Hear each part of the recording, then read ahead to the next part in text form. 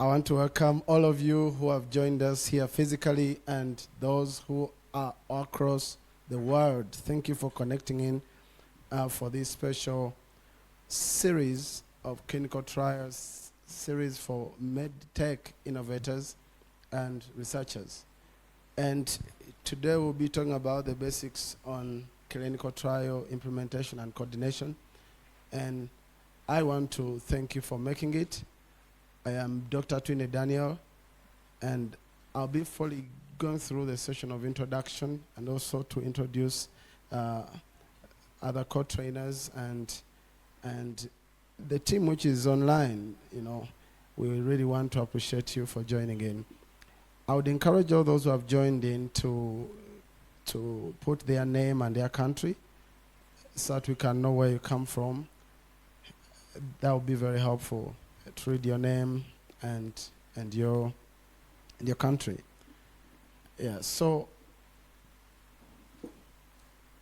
I think just to sort out if you think we have some feedback here, and whether the team online is able to see, you can send me a chat just to be sure you can hear well and there is no problem on your side.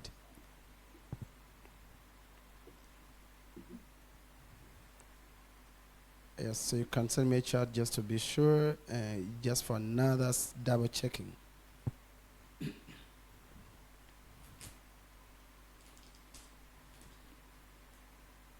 All right. Thank you, Isma. I'm loud and clear. Thank you so much. So you can also go in the chat and give us a bit your introduction, your name and where you're coming from.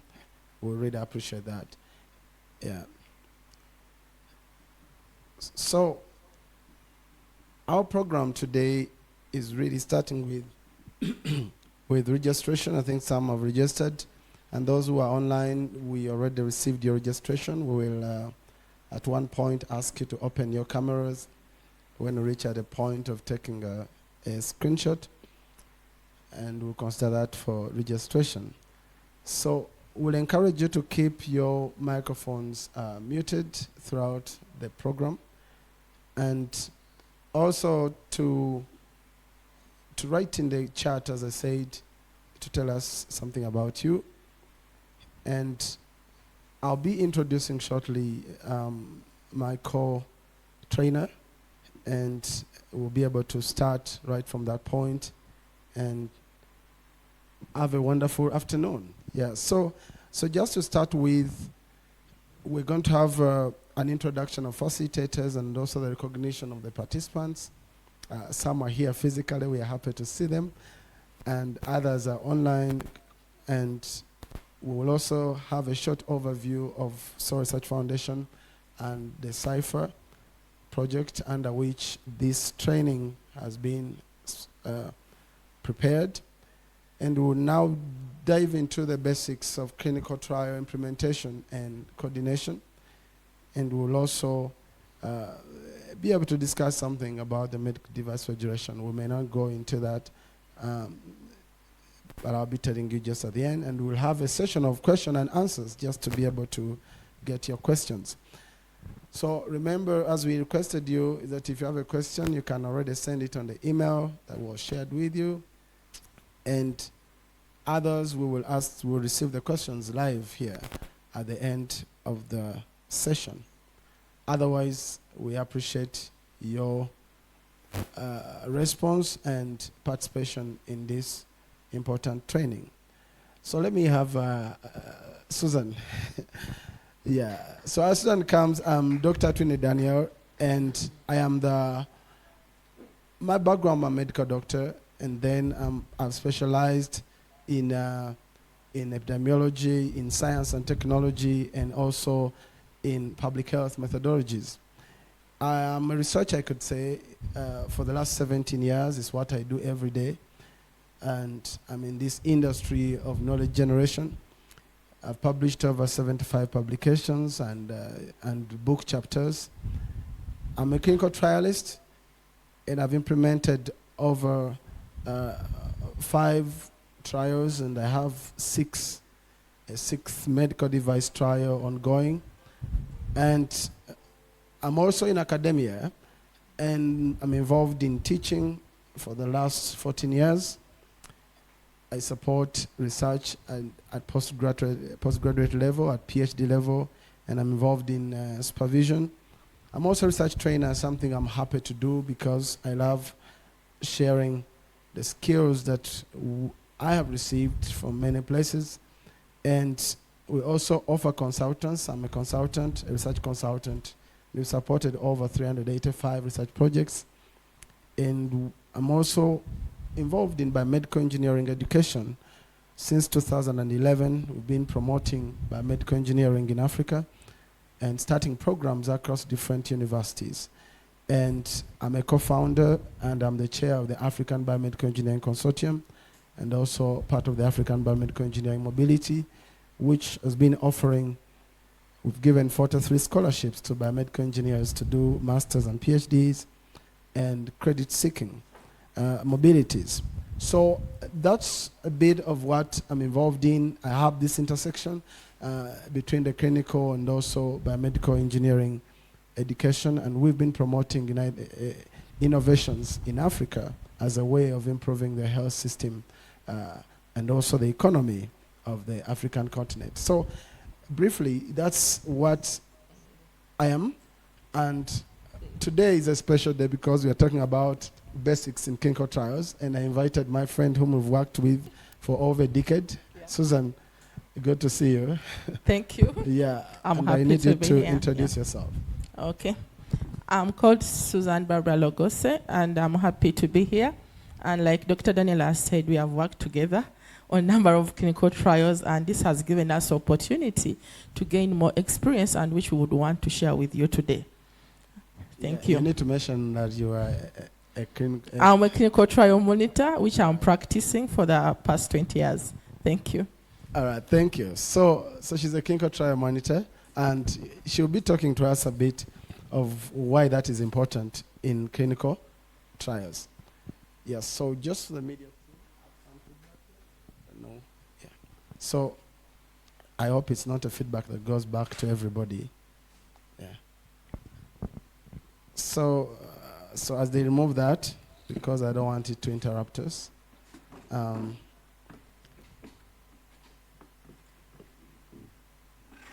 Okay. All right, thank you so much. Yeah, it's still there, so you will try to eliminate it. Yes, so the training goal for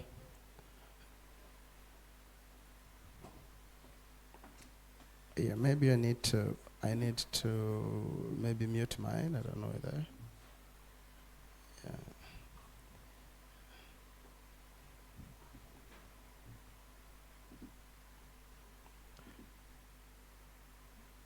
Should I first mute my volume? Okay.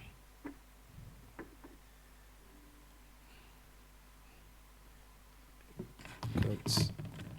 I hope it will be better now.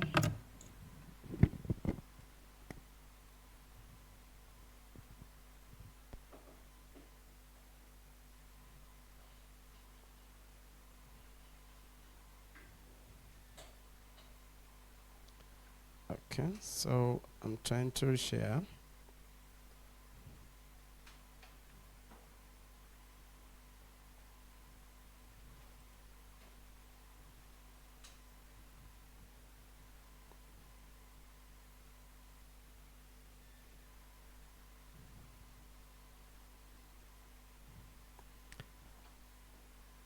All right, so I hope it's it's there. Good. So I think we are good to go. So the training goal for this particular training is to address the gap in clinical trial expertise within the medical technology sector by equipping medtech innovators and researchers with the essential skills and knowledge required for the design, implementation, and coordination of clinical trials. So, as we may understand that we have really worked to stimulate innovation in Africa. But if we had transitioned some kind of devices, we could say class 2 into markets, some of these require clinical trial validation, and they have to go through this very important process. And the innovators keep thinking, and they keep creating wonderful solutions. But at times, if this gap is not solved, then it delays the process from ideation or prototype development to marketing. Yeah. So this is what we want to address. Yeah, I don't know the technical team, if you could help me with the sound. It's feedback. Some feedback here. Yeah. Okay. So that's the goal. We want to address that gap of knowledge and skill, and which will be very helpful, especially for the African innovators and all the innovators across the world who are involved in medical device innovation and designing. So to start with, we look at the landscape. So I think I still hear the feedback. You will forgive me.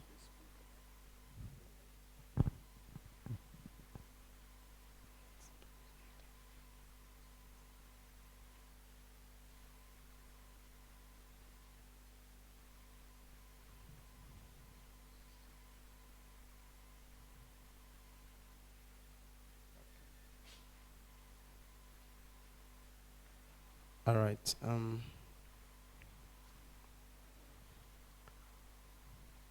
I just want to be sure that it's not disturbing people. Yeah.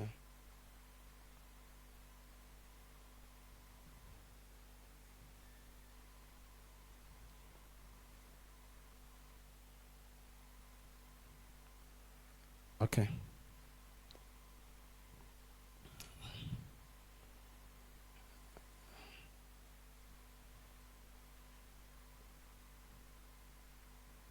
All right. So I hope it's better now. Okay.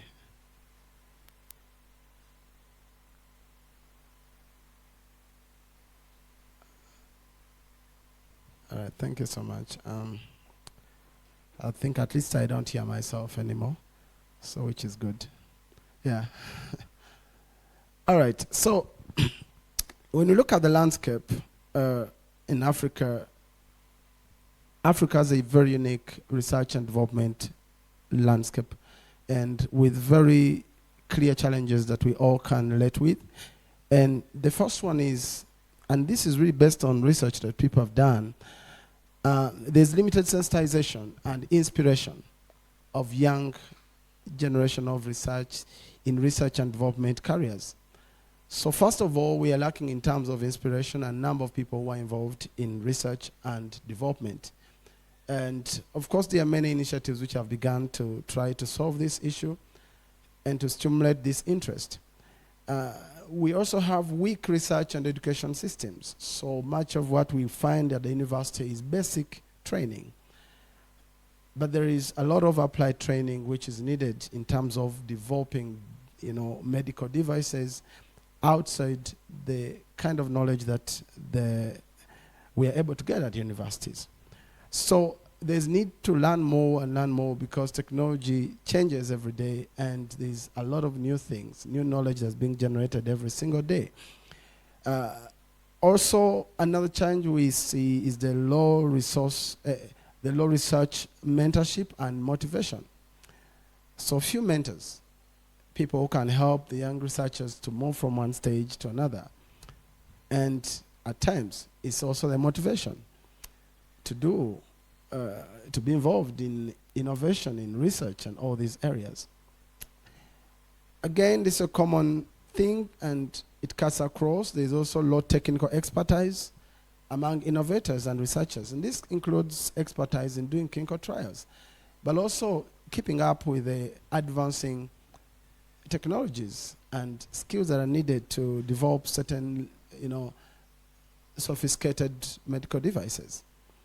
So other challenges have to do with funding, and funding, when we talk about funding, we talk about by governments and also private sector engagement to invest in research and development. And that puts many of low resource settings in a place of dependence on external funding. And when you're relying on external funding, there could be an element of you not being able to address the real problem that you see in Africa, and you will try to align yourself to what has funding. So it takes away a bit of some independence, and which of course can slow down research and innovation. Another important point is the lack of infrastructure and facilities.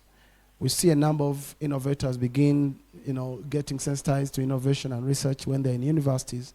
But as soon as they leave, they don't have that access to support spaces where they can get access to laboratory and equipment that they could need to build up their new ideas, but also research support that can help them to take their devices through a more robust process of research and under mentorship and under support. So the lack of such infrastructure is a big problem.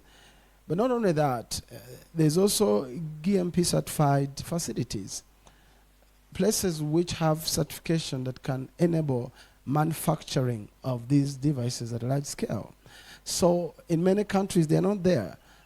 And if they are there, they have more of they're more owned by Western countries and investors. Some end up having to shift their production source from locally, from the low-income countries to, again, back to the high-income countries. And of course, it reverses the advantage that would have wanted to have of developing and manufacturing devices locally and benefit from exports and foreign income.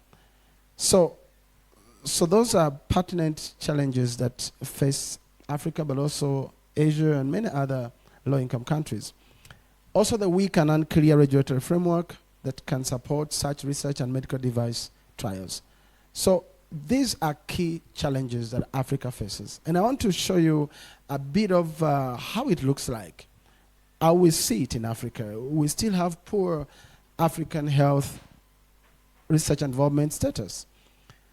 We know that 15% of the world population live in Africa, but 25% of the global disease is also in Africa.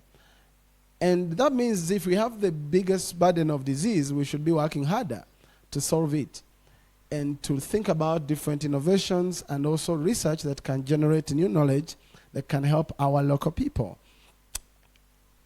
But looking at the world's research output, Africa contributes 2% of the world's research output. The knowledge that is used in the world, whether in healthcare, whether in industry, Africa is contributing 2%. So little knowledge is generated from here, meaning we also import knowledge. We also import knowledge, and our practices are not based on knowledge we generate locally, but it's based on knowledge generated in different settings. And of course, there could be some bit of disjunction in that. And look at human resource. Health researchers, people who are researching in the lines of health, 15% of the global number come from Africa, very few. And 20 per million, so we normally measure these based on per million population. So 20 health researchers per million population. That is the number for Africa. Compare it with Europe, which is 244 per million people in Europe. A very big difference. And that means that the human resource is lacking, the outputs of research and innovation is lacking. Come down to our country, Uganda, for those who are in Uganda here, we have 6 health researchers per million. Now, very low. We talk about full-time. So we are not generating enough knowledge to guide our decision-making here in Africa, but also in low-income settings. Another statistics, just for looking at Uganda, is just the same, and it cuts across many countries in Uganda. In Africa. So for example, researchers, general researchers, not just health, per million inhabitants, we have 26.5. Yeah, I don't know the. Are we okay? Yes. Yes, so the team had gone off here. Okay, so we have 26.5 per million inhabitants for Uganda. If you compare it with the European Union, which has 4,369, is just a far cry. We are still very far. We are still very, very far. So looking at these numbers, look at patents and patent applications. When we look at patent applications as per the percentage of the global patent applications, Africa has 0.5. We have not even reached 1%. We have not even reached 1% of the global patents. We've not reached there. So looking at such a scenario, yeah, just allow me to share this.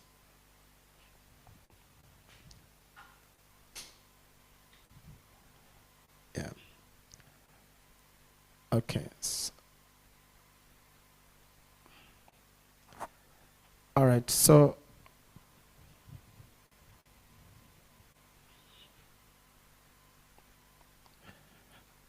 all right, yeah. Okay, I just wanted to connect in. Sample had gone off. So when we look at the patents, we have a very low patent rate, and less than 1%, meaning in terms of innovations, we are still not doing enough. We are still not doing enough. And it is something that we have to make sure that we change. It's something we have to make sure that we change. At a continent level, we have aspirations, like the African Union Agenda 2063. And the first aspiration is a prosperous Africa based on inclusive growth and sustainable development. Now, under this goal, 1.2, we are looking at a well-educated citizens and skills revolution that is underpinned by science, technology, and innovation. So there is already a framework that should support stimulation of innovation and science and technology in the African continent, at least in line with the aspiration of the African Union 2063. So that is where, building capacities of researchers comes in, and that's why we need to build the capacity of innovators in different ways so that we can achieve these goals. The Sustainable Development Goals still supports, and when we look at Sustainable Development Goal 3 and 9 and Target 5, it's promoting enhancing scientific research, upgrading technological capabilities of industrial sectors in all countries, and in particular developing countries. By 2030, we're about to reach there. And there's a clear focus on encouraging innovation and substantially increasing the number of research and development workers per 1 million people.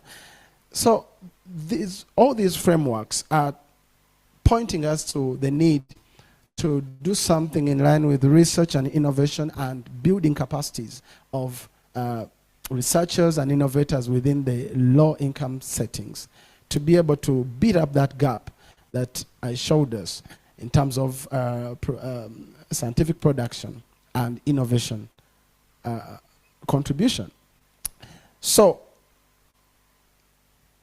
I would want to briefly tell you about Soil Research Foundation, and in line with how we connect to these key goals, and then after that we shall jump into the clinical trials. So, as Soil Research Foundation, our focus is to promote research excellence in Africa, and our approach is to create one-stop centers for health research, training, and innovation services. So, as we saw that that's a big gap in terms of infrastructures that could support researchers both inside the university and outside, those who are outside institution of higher learning, to be able to pull up their ideas and push them to the end and be able to generate the knowledge that we all need. So back in the days in 2010, this is the ideology that we started off Soil Research Foundation. And I remember I was coming from my first master's in Belgium in 2010. And what was in my mind was the health-related challenges of Africa are unique and can best be identified and sustainably addressed by equipped and motivated Africans themselves. And something very peculiar with this, and which I really believe even today, is that we can actually see our problems easily. We only need to have trained eyes. We only need to have trained eyes. We can see the problems we have, and if we are equipped with the knowledge of how to solve them, we can actually solve them as long as we are motivated. So this ideology is what we based on to establish Soil Research Foundation, and it is an institution or an African initiative by Africans and for Africans. So we are looking at African people, trying to improve their lives, especially the vulnerable, by promoting, better and high quality knowledge generation processes. That's research and innovation. We are a mission-oriented contract research organization, meaning we can take on research, we initiate research, and we can implement research. We also have research consultants and training services under which this kind of training falls that are our self-sustaining mechanisms. Of course, many entities begin in Africa, especially when they're African initiatives, and if they don't think about sustainability, then they fail. But we've been able to manage because we thought early about a self-sustaining model, and that's what we use. We at a pilot phase to assess the operational model of Soil Research Foundation and how it can contribute to the research landscape that I showed you. And we have a focus on promoting research excellence, particularly in areas that are related to health. And someone may say, but I'm not in health, I'm not, and those are humans. But I'll tell you that when we talk about health or human health, humanity lies at the center of all research efforts. Sometimes I meet people who are engineers and they don't see how their work is relating to human health. But humanity is at the center of all research efforts. Whether you are dealing with water, you're dealing with animals, you're dealing with plants, the end of the story is, are humans being affected? Are you solving a human problem? Because all nature is there to create an environment for human beings to live comfortably and safely. So think about a human being. And that's why whatever you develop, whether it's a medical technology, we would want to see how it fits into a human being, how it interacts with a human being, and how it can improve the lives of human beings. So humanity is very important. So we focus on human. And then health is the major cause of human crisis and impoverishment in Africa. Two things that health takes away. If there's bad health, there will be human crisis. People are worrying about their lives and their safety and livelihood. And the next thing is that when there's poor health, people will lose money. they will lose money. And another thing, the productive population will be weakened, it will reduce. So health and human is a key point, and that's what we focus on. In summary, our strategic plan, strategic approach as Soil Research Foundation is to establish one-stop centers, as I said, for these health research and training and innovation services. And we do it by creating reliable, and that's our mission, reliable and efficient infrastructure for quality research implementation, research consultants, and skills development. And our model is more of like a battery. And we have these aspects within a one-stop center. We have research centers.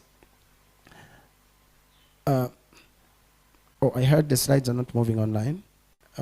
So, okay, I tried to reshare. Perhaps it will be okay. Sorry about that. Okay. Are we able to? Are they moving now? Yes? Okay, thank you so much. Yeah, so our focus is to really create reliable and efficient infrastructure for quality research, implementation, and research consultants and skills development. As we saw, there's need for skills, and there's need to empowering African researchers and innovators. There's need to build that equipped community of elites who can identify problems and solve them. So in our one-stop center, we have research centers, research training centers, research consultants centers, and research grant management and administration. We also have the Global Health Researchers Mobility Desk. It's a very important desk because some people come from Europe, they come from different countries, and they want to do research but in Africa. So they should have a place where they can be able to be supported to do exactly that. And we offer that, and also we engage into knowledge management and writing of research books and production. And we think with such a format of a one-stop center, we are able to offer high quality and reliable and accessible research services to support researchers and innovators in low-resource settings, including those who are outside the institution of higher learning. And that's a group which is normally lost. You do a very nice project, you're interested when you're in the university, and then you move out, and you have no support system, and you have nowhere to lean to be able to run your ideas to the end. So through this, we're able to envision research excellence in Africa by improving those R&D indicators that we talked about. And so our objectives are as such: we teach, we support, and we do research. And we have been able to establish a research center, a clinical trial center right here, and we're implementing medical device trials, and we have built a capacity, and we have a very ready team and policies that allow us to do so. And we have also a research training center where we are right now, and which can sit 140 to 150 people. It's open to researchers to come and do the trainings of their teams, but also to receive trainings. And we have all these elements we have talked about up, and you can be able to check our website and see more. So one important initiative that we began is the support initiative for African researchers, which is called CIPHER. And here we're looking at building a big community of researchers in Africa, but who are problem solvers. The theme is be a problem solver, be a researcher. Research and innovation is about solving human problems, and that has to be at the heart of anyone who wants to do research or innovation. It should be focused on solving the problem of the vulnerable in these settings. And I think that's what I can say on that. And the big need is we want to get more human resource that is equipped, and so that it can be able to address these issues. So with that, I think I have been able to tell you about what Soil Research Foundation does. And under the context of support initiative for African researchers is where these public lectures are. And we began last year, and we felt we should have another one this time. And so today we'll be talking about the basics on clinical trial implementation and coordination. If you have any question, you'll be able to ask it at the end and as we go on. In case the slides are not moving, please just alert us and we'll be able to solve it. Otherwise, for those who have just joined us, you're welcome. So let's start. Under this session, we're going to talk about the principles of clinical trials. And we're going to start by introducing clinical research, because someone here may be a beginner and you have not really been part of even the basic of research. And I'll mention just a few things and also give you an overview of clinical trials and the types of clinical trials and introduction to international standards that guide the implementation of clinical trials. So, as a way to start, when you look at research, I want you to think this way. We are looking for a solution for human problems. We are looking for a solution for human problems. That's the heart of a researcher. It is to find solution for a human problem. Whether the problem is caused by bad water, whether it's caused by animals, whether it's caused by weather, whatever you're doing, it ends up with human survival. Human survival. No matter which way we showed ourselves up here, some of us will believe we are created by God. Others believe they came through whatever. I don't know what it is. But look, we found ourselves here, and every day we work to survive. We work to survive. When it is too hot, we cry. We think about light clothes. We think about water. We think about, all that. So we are affected. Humanity is affected by everything else, by everything else. When the animals die, when the plants die, we are affected. So when we are doing research, we are looking for ways of solving human problems. And that is at the heart of a researcher or an innovator. Okay? And that will tell you why we need to test what we have developed on human beings to be sure that it's working. So, clinical research can be biomedical or behavioral research. And these are studies which involve human participants. Everyone we say clinical, we mean human. You can't say I'm doing a clinical trial on animals. No, that is preclinical. So clinical means human. We are doing something among human participants. And clinical research has two large kingdoms. These kingdoms, what are they? We have the experimental research and the observational research. So these are two kingdoms, experimental and observation. And the difference in these lies in whether the investigator is assigning the exposure. So meaning, if you are going to give me a drug or you're going to put a device on me, you are the one who is introducing that exposure. So if you're introducing that exposure, it's an experimental study. But if you are just observing me to see what happens because I've had a lot of X-ray, I've gone through X-rays, and what might happen to my health over time, you are not the one who exposed me to it. You are just observing. That's an observational study. So interventional study is the investigator exposes the person to an intervention. While observation, the investigator does not expose. They just observe whether someone has been exposed or they have not been exposed and try to compare what are the outcomes. So in simple terms, that framework you see there, it shows you the process, that this design are dependent on what the investigator is doing. Did the investigator assign exposures? Yes, that's experimental. If no, that's observational study. And next among the experimental study was where people randomly allocated to whether to get exposed or not to be exposed, then that becomes a randomized experiment. It's a randomized clinical trial. So, is it randomized? Okay, so we are going to see different types of clinical trials, but that is the simplest in terms of basic understanding of what the two kingdoms are: experimental and observation.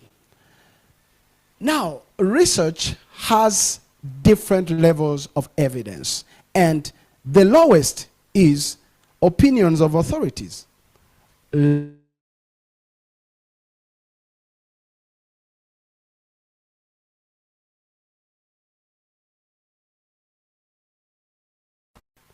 This person must be having what? TB. So that's expert opinion. Expert opinion is the lowest level of evidence. Now, I want you to understand that whatever research we are doing at evidence, it is ending in how that knowledge can affect human beings. So at the end of the day, we want to see how to get what we have learned from research and from innovation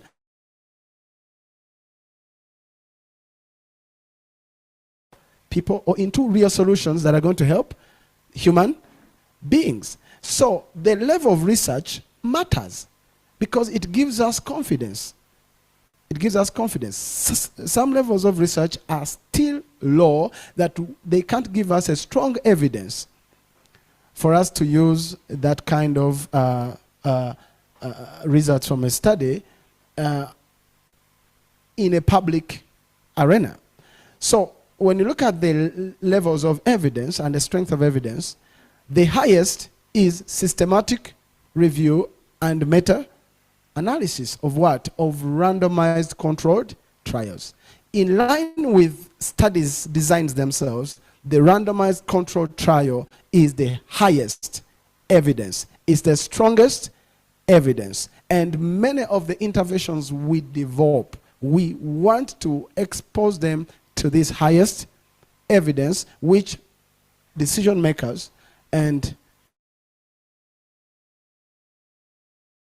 World Health Organization use, and they grade them that way. They grade them that way. So if you have done clinical trials on something in different contexts, especially if clinical trials have been done in different populations, at the end, we do a systematic review and meta-analysis, which tries to bring together all the evidence from these trials and tries to calculate a simple statistic, which we call a meta-analysis, a simple statistic, a pooled statistic that assumes a bigger study that includes all participants that happened in those individual trials. So if one trial had 100 people, and another one had 200, and another one had 300, if we are bringing those trials together to do a meta-analysis, we will assume a population of 600.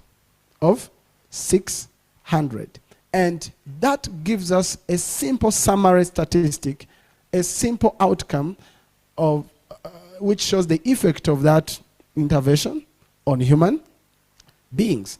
So because it brings together already high evidence or strong designs, it is the highest level of evidence.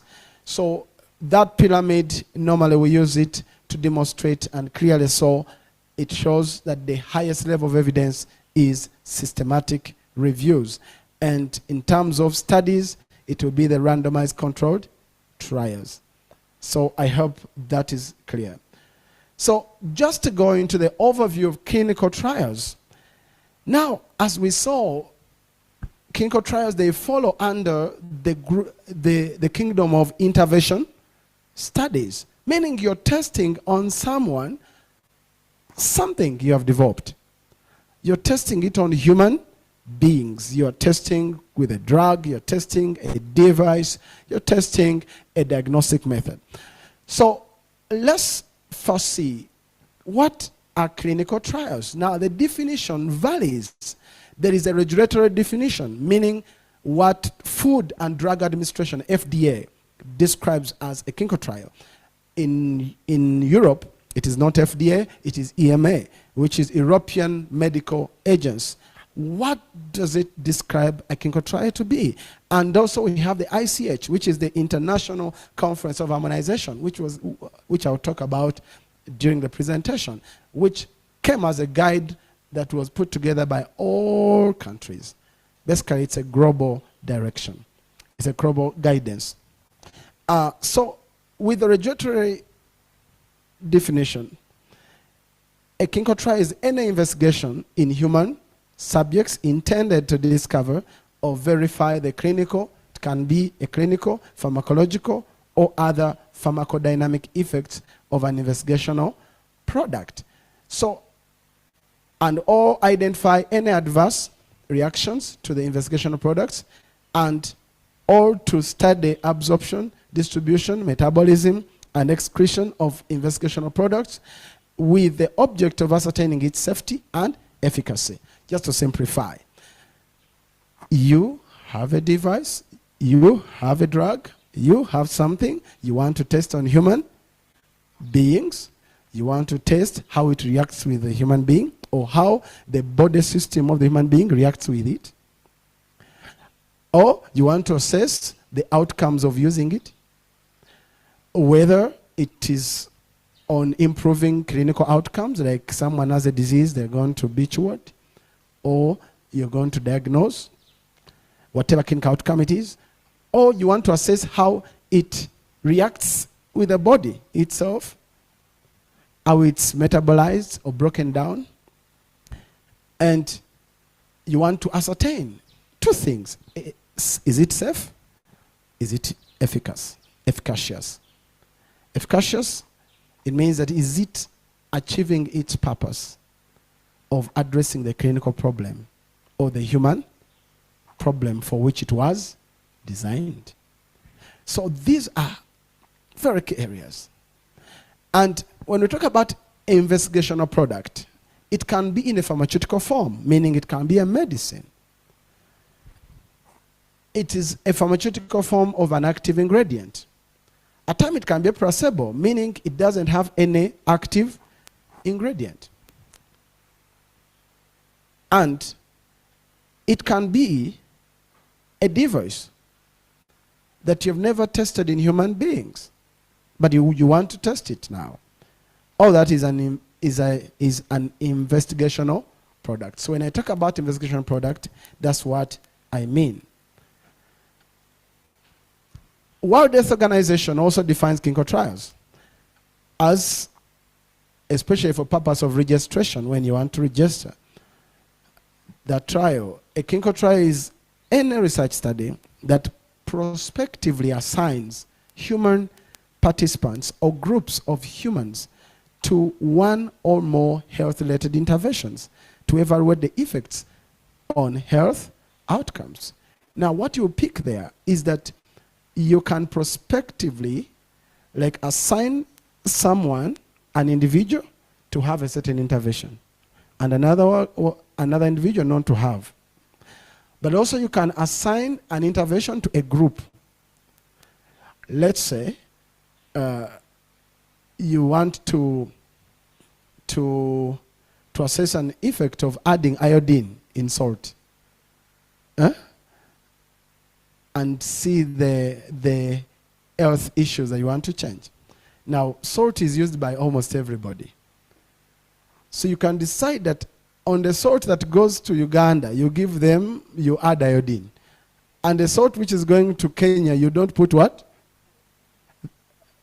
That's if you have taken a country as a cluster, as a group. You can try it on a school. One school versus another.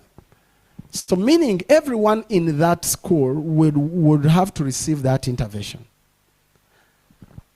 And everyone in the other control school, they will have no intervention. But they may have something which looks like iodine. Salt. But they will not, that salt will be looking like this one, but there won't be iodine. And then at the end, you are assessing a certain health outcome. So at times, we randomize to individuals and allocate them to one group or another, or we randomize a group of populations and put them in different groups. NIH also has its trial definition. There are quite a number. And it says a research study is which one or more human subjects are prospectively assigned to one or more interventions. This also looks similar to the WHO.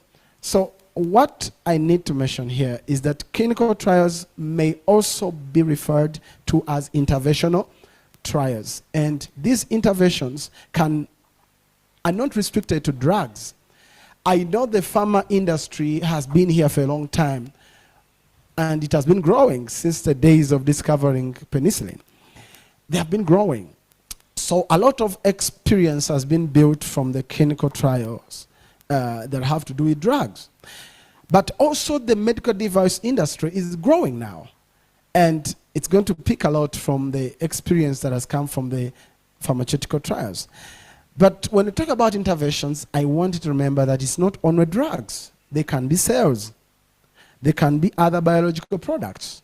They can be surgical procedures. They can be radiological procedures like X-rays, CT scans, MRIs. It can be devices. It can be behavioral treatment. That some people, you put them on a routine of physical exercise. And others, you don't put them on a routine of physical exercise. And that's an intervention because you are moderating it. And it can be a process of care. That some people, they receive their care through mobile phone, while others, they go to the clinic. Do you get the difference? So there you've just changed the way how care is delivered. But that is an intervention too. And there is also preventive care. Sometimes you're giving people an intervention which is protecting them.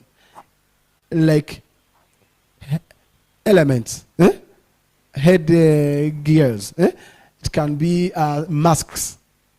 All right? It can be family planning methods like condoms and all that. All those are biomedical devices. They are all biomedical materials. So, all those need to go through a process.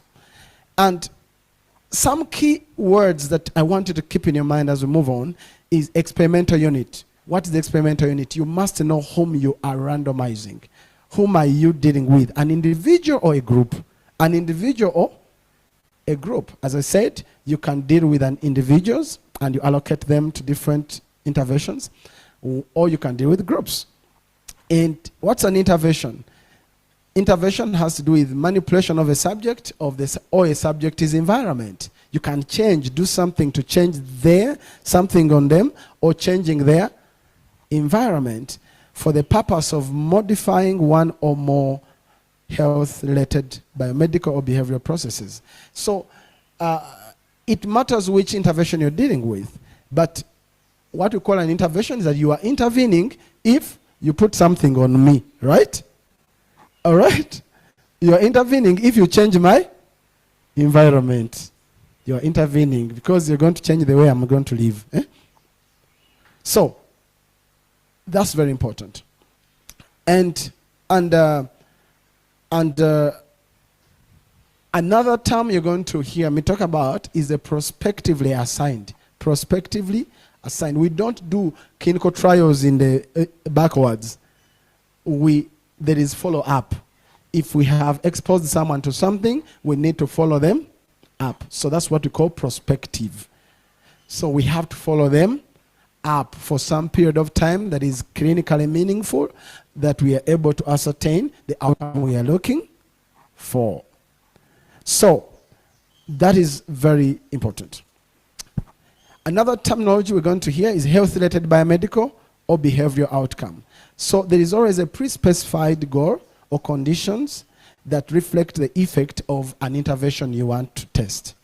If you have developed a device that is helping to monitor the blood glucose levels, glucose levels in blood. Now, we know there will be some existing standard of care devices. There will be others. There are other ways how we can test that blood glucose level. But now you're saying, well, I think the other one is so invasive, I can just put something on my hand without pricking anybody, and it will tell me what blood, the levels of blood glucose. It's okay, yes, that is exciting. We will all be able to test ourselves actually with that because we fear the pain. Okay, so, but if you're going to test it in a clinical trial, that means you're going to randomize two groups, maybe individuals, and you give one this and another one, you test them using the standard of care. The end of the day that we want that outcome. What is going to be the outcome of interest? The outcome of interest is to see whether this one is picking the right concentration of glucose in blood as compared to the standard of care. So if these two show that there is really agreement, then we will say, okay, the efficacy is good. It achieves the purpose very well. But then we will think about something else. Does it carry some safety issues? We also need to compare the safety. Because when we use this, okay, someone's going to get pain. But now this one, it burns the skin. It predisposes to cancer of the skin. Now, we have now to weigh the two. Not only based on efficacy, but also based on safety. Okay? So, we are looking at things like certain outcomes like positive or negative changes to physiological or biological parameters. It can be that. It can be positive or negative changes to psychological or neurodevelopment parameters, or changes in the disease processes, or changes in health-related behaviors. So, quality of life. Quality of life. When you're doing trials in cancer patients whom you know they are terminal, so it's palliative care interventions. So you are improving quality of life. So that is what you're measuring. So that's very important, because everyone who designs a device, they tell us there's a problem they want to solve, and it's from that problem that we get the outcome we need to measure if we are testing that device. So randomized controlled trials. Randomized controlled trials, just to introduce them. And this actually approximates to what the people who are in the lab call the controlled experiment of basic science, where you go and you have controlled the environment in the test tubes, in the lab, and everything is really controlled. So now that is really the key thing. Yeah. So when you talk about randomized controlled trials, they approximate to such an experiments. But you know it's not easy to control human being, like how you control things in the lab. Yeah, because we change, we interact, our body system changes. Today we are happy, tomorrow we are not happy. So it's not the same, but we try to create a similar kind of environment in clinical trials that can bring us closer to a controlled environment. So the key point in randomized clinical trials is to really ensure that assignment of participants to any exposure, to any intervention or non-intervention is purely by chance. That there is no element of bias that this person, I want them to receive the intervention, while this one I don't want them to receive. No, it should be completed by chance. Just like I would do lots and we say pick. So it should be by chance. If there's any element of that someone has influenced someone to be in a certain group or another, then there's a problem. Okay? So, randomized controlled trials, they reduce the likelihood of bias in determination of the outcomes. And that's what makes them the strongest evidence, because you're randomizing by chance. Everyone has the same chance of being either receiving the intervention or not receiving the intervention. And that eliminates bias. That means whatever effect we will observe, it will be entirely because of the intervention. And in that randomization process, the differences between people are already distributed equally between the groups. So the outcome we shall find at the end will always be related to the intervention. So that makes the randomized control trials very important. And when they are properly implemented and there is random allocation, it helps to eliminate selection bias. And we could also include in randomized control trials blinding. Sometimes we blind people. Blinding is not to kill their eyes, but it is to make sure they don't know what intervention they have received. The patient may not know. Or we make things to look alike. But one has an active ingredient, like if it's medicine, it has something to cure, while another one is not. It's bulk, but it looks exactly like. Of course, there are intervention trials where we can't achieve that. Like many times when I deal with devices, because someone will say that you put a device on them, and another one you put a different what? Device. So you can't blind them. They know what it is. So there we do open label, randomized control trials. But there are times when we can be able to do a double blind. A double blind further eliminates bias, and it becomes much more stronger than the open label. And another thing is confounding bias is also eliminated by randomized control trials, because we are able to balance both the known and the unknown confounders, things which can explain the outcome besides the intervention you have given. There are some elements or factors that can actually explain the outcome when irrespective of your intervention.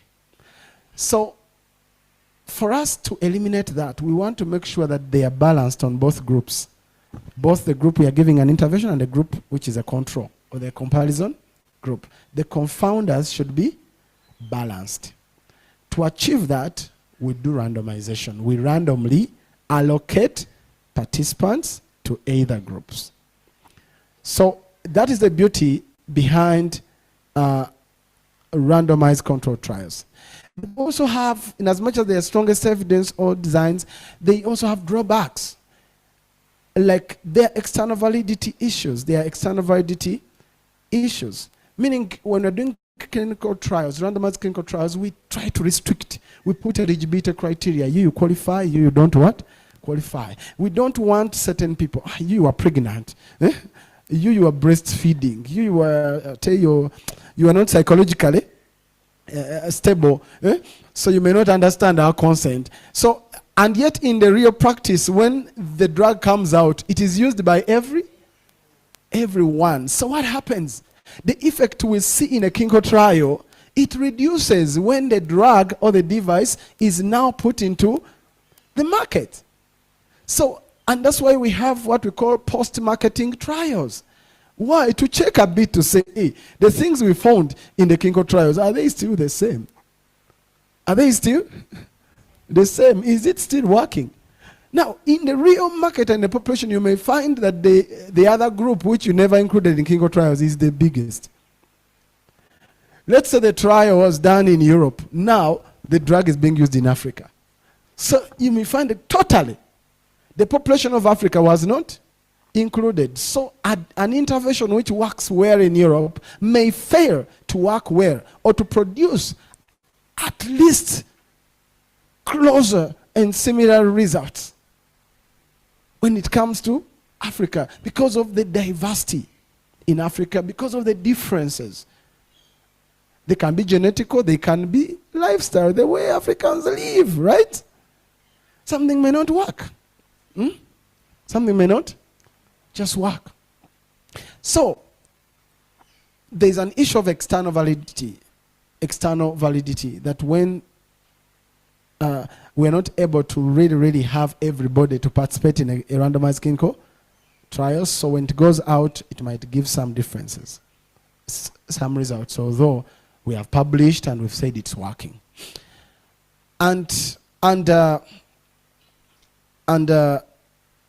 observational studies, the randomized control trials, they include only volunteers who pass through a screening process before inclusion. We want to make sure your liver is working. We are going to give you a drug, but and you're a drunkard. You must be drinking, eh? So if you're drinking, we need to first check you. And yet in the normal practice, of course, all those people will have to access that intervention, and we will never know how it works on them. So those are the limits of randomized clinical trials. And they can't be used in some instances. Since intentional exposure to harmful substance, e.g. toxins, bacteria, or what may be unethical.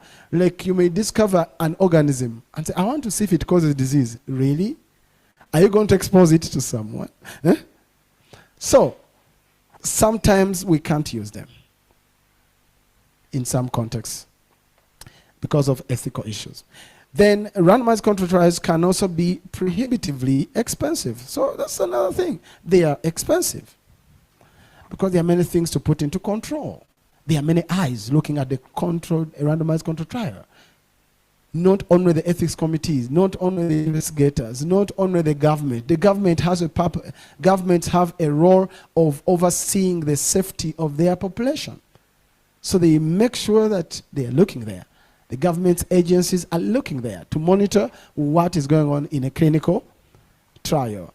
There are also international bodies, FDA, EMA, all these, they are watching. And if this intervention is to be passed out on market, there has to be, a way of confidence that everyone has with regard to the way the clinical trial was implemented. Sometimes we have trials where the European Union can come after 15 years. The auditors come. FDA can send inspectors to check on a trial which was done 15 years ago, just to cross-check, was it done properly? How come in other settings we are seeing different results? Huh? And that's why, you don't just do a clinical trial and throw away the documents. We keep them. We archive them. Because at any time, someone and different bodies need to scrutinize the process.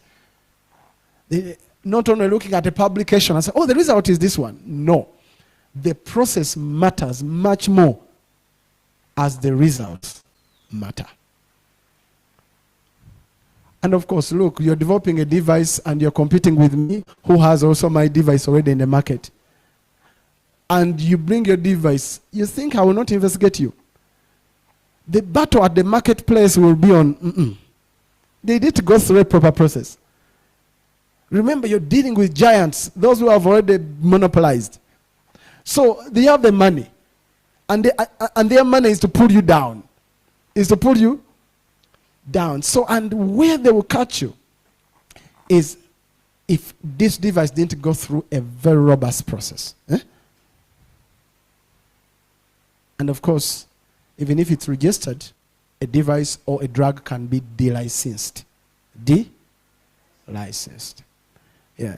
So we have to remember that, and that's why we think these skills are very important, that the innovators understand them and understand this process. So randomized control trials may miss out long-term effects because times we can't follow up people for a very long time. So, and yet, when something is in the market, it can be used for a long time, and people can have effects after 10 years, 5 years, and yet the trial took only 6 months. Yeah. Classifying clinical trials based on primary goals and number of participants. So when we look at, let's say it's a drug, it's a chemical, it's a what, before I go to devices. We have what we call the preclinical phase. Preclinical phase, you're testing on non-human subjects. It can be rats, it can be monkeys, and you're interested in the preclinical phase as you're testing this that you're dealing with. It can be a topical device, it can be a device, it can be a chemical, skincare, it can be a drug, but you are testing it in non-human participants. You want to assess the highest dosing. You want to assess toxicity. You want to assess pharmacokinetics, how this drug is broken down or metabolized, and how much of it will reach the final target, places where it's going to cause effect. You want to assess carcinogenicity, risk of cancer. You want to assess efficacy. Does it work? So meaning you simulate a certain situation in a rat, a behavior. You simulate it or induce something in the animal that will allow you to measure that effect. So there are many things which can be done at this point. I think with devices, there's also bench testing and all this stuff. We'll talk about the devices. Then we have phase 0, where we are doing preliminary evaluation of efficacy, effectiveness, and safety in health volunteers. So meaning you're testing something, a drug on healthy volunteers. What are you looking for? It's the first time in humans. So it's a first clinical trial phase. And you want to know whether it has some effects on the outcome you're looking for and whether it is safe. So you want to monitor that. And phase 1, you're still evaluating efficacy and effectiveness and safety in health volunteers, but increasing numbers. So sometimes you can do 0 and 1 or do 1 and cover for both and do a good number and do like 20 to 100 participants. So phase 2, you are dealing with the real patients, your target group, in whom you want to cause a difference. And you are assessing, again, efficacy, and you may assess effectiveness. Why I put effectiveness here is because when it comes to behavioral interventions, we talk about effectiveness, and especially dealing with groups, and safety in patients. So safety and efficacy, they keep going together. Is it working? But is it working without causing problems? Phase 3, as we go on, the numbers increase. And of course, this tells you that the cost of trials also keep increasing with phases that you're doing. But by the time you reach phase 3, you are at the point of after phase 3, the results are going to be used to change policy. They're going to guide guidelines. So we try to increase the participation by minimizing the eligibility criteria. We allow more different group of people to participate in a trial, as close to how it would be in a pragmatic setting. And that way we also go for more people, and we follow them up for some longer time to catch some effects of the intervention that may happen after a longer period. And after we have tested our outcome in phase 3, then we are able to, you go through the licensing process and marketing process. So let's say you succeed, you've succeeded, your drug, your intervention is now out there, it's accepted, and policymakers have taken it up. So they are going to roll it out and implement it in pragmatic settings. And what's going to happen? It's going to be used. So what you're going to do is, we still need to do some phase 4 over time to do adverse events we didn't find in trials that are coming up. Is the effect still good, or the effect has reduced? When we come to devices clinical trials, medical device clinical trials, the differences are there, but they're not very different from the clinical trials. But we still have the preclinical phase. So on the first column, we have the pharmaceutical trials. And then in the second one, the medical device trial stages. So where we have a preclinical in drugs, we still have a preclinical testing for devices. where we do bench testing. You may do technical testing, computer simulations. You may also do animal testing. Use some models. And this helps you to test your prototype, which you have developed, to ensure that the final product has the safest and most effective design before testing in human beings. So this is always needed when you're starting the regulatory process. If you're going to do a clinical trial, that background is needed. That data is needed. So you have to know that you need to document that. And phase 0 also is what we normally in devices take as stage 0. And it's same goal as pharmaceutical trials. This is the only point at which medical device trials will often enroll as many more subjects than pharmaceutical trials, because here with devices you can take more than 20 in that phase of first time you are testing in human beings. You can move at least to 30, you can go above, but when it is with drugs, because they go inside, we restrict to should be 20. Should be very few. You can't expose many people to the drug. And of course this you can do in the health volunteers. Then where we have phase 1 and phase 2 in drugs, in devices, medical devices, we have what we call the traditional feasibility stage. Traditional feasibility stage. When you hear that in the medical device language trials, we are meaning phase 1, phase 2 of the pharmaceutical. So here we are assessing again safety and efficacy of a nearly finalized product only in patients with indication of interest, meaning they have a condition that you are interested in. So you're testing only those ones. You're exposing them to that. And the device at this time, it should be really, really at almost final. It's really final stage. Yeah. And phase 3 is what we call the pivotal stage in medical device trials. And it is same as pharma trials. Of course, they still have bigger numbers. And as we can see that the differences could come in that drug trials, they implement blinding, as I said, blinding of the investigator and placebos. But device trials often only they are controlled with a group that does not receive the intervention or standard of care. So you can't hide a device that you have put a device on me and I don't know, unless if I'm unconscious. So, so it is difficult there.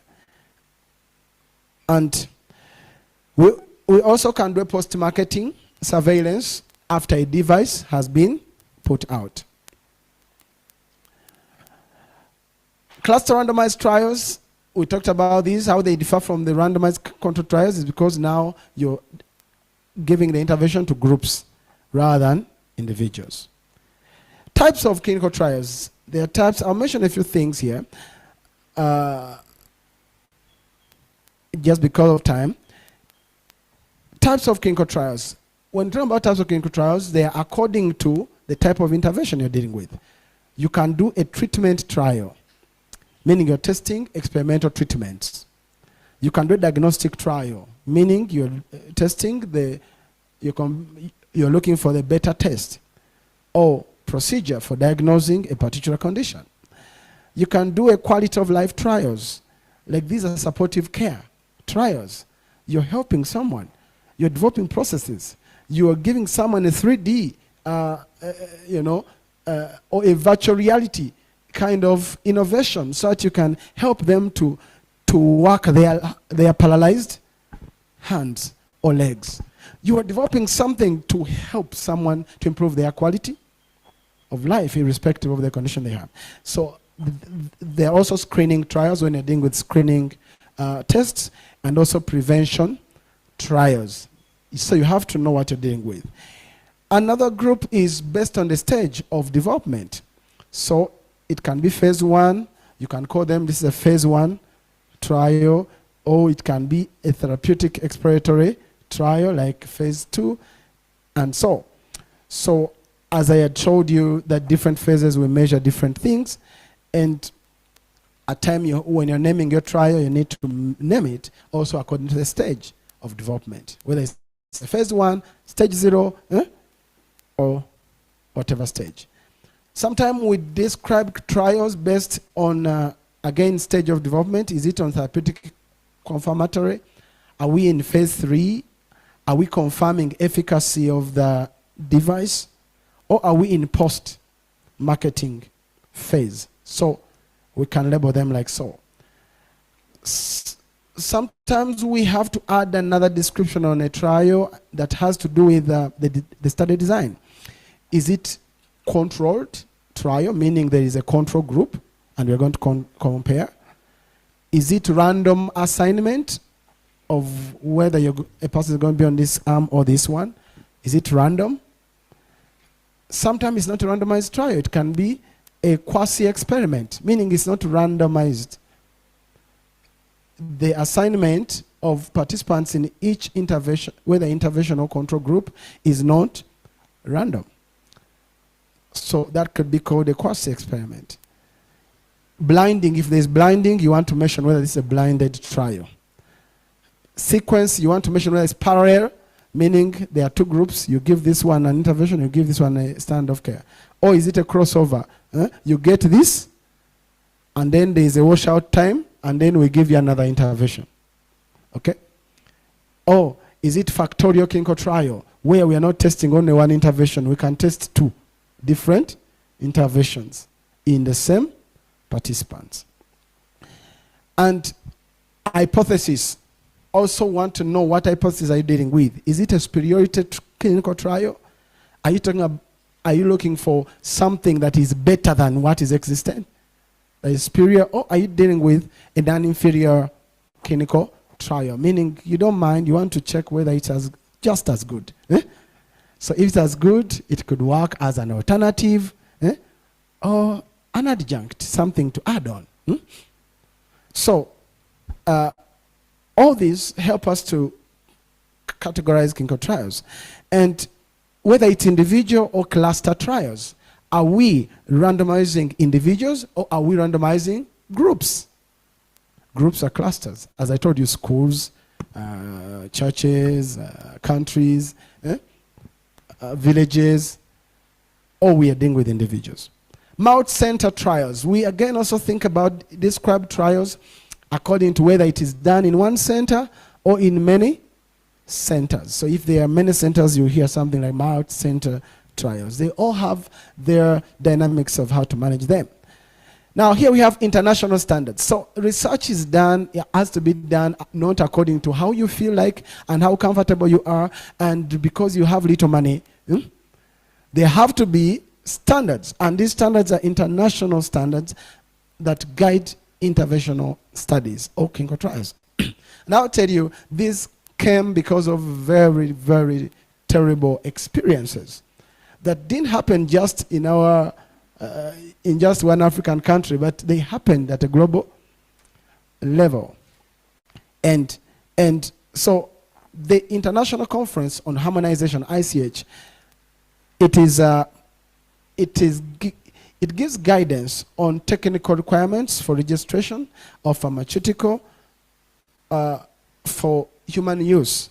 Drugs are going to be used for human use, bringing together drug regulatory authorities and pharmaceutical industry in Europe, Japan, and the United States in order to prevent duplication of trials and also to ensure that, they streamline the regulatory assessment of new drug applications. Of course, you will find a lot of drug, and you say, but for me, I'm in medical devices. And that's the thing. The drug in the pharma industry has really progressed for a long time because much of the first interventions that we're looking for were in curative.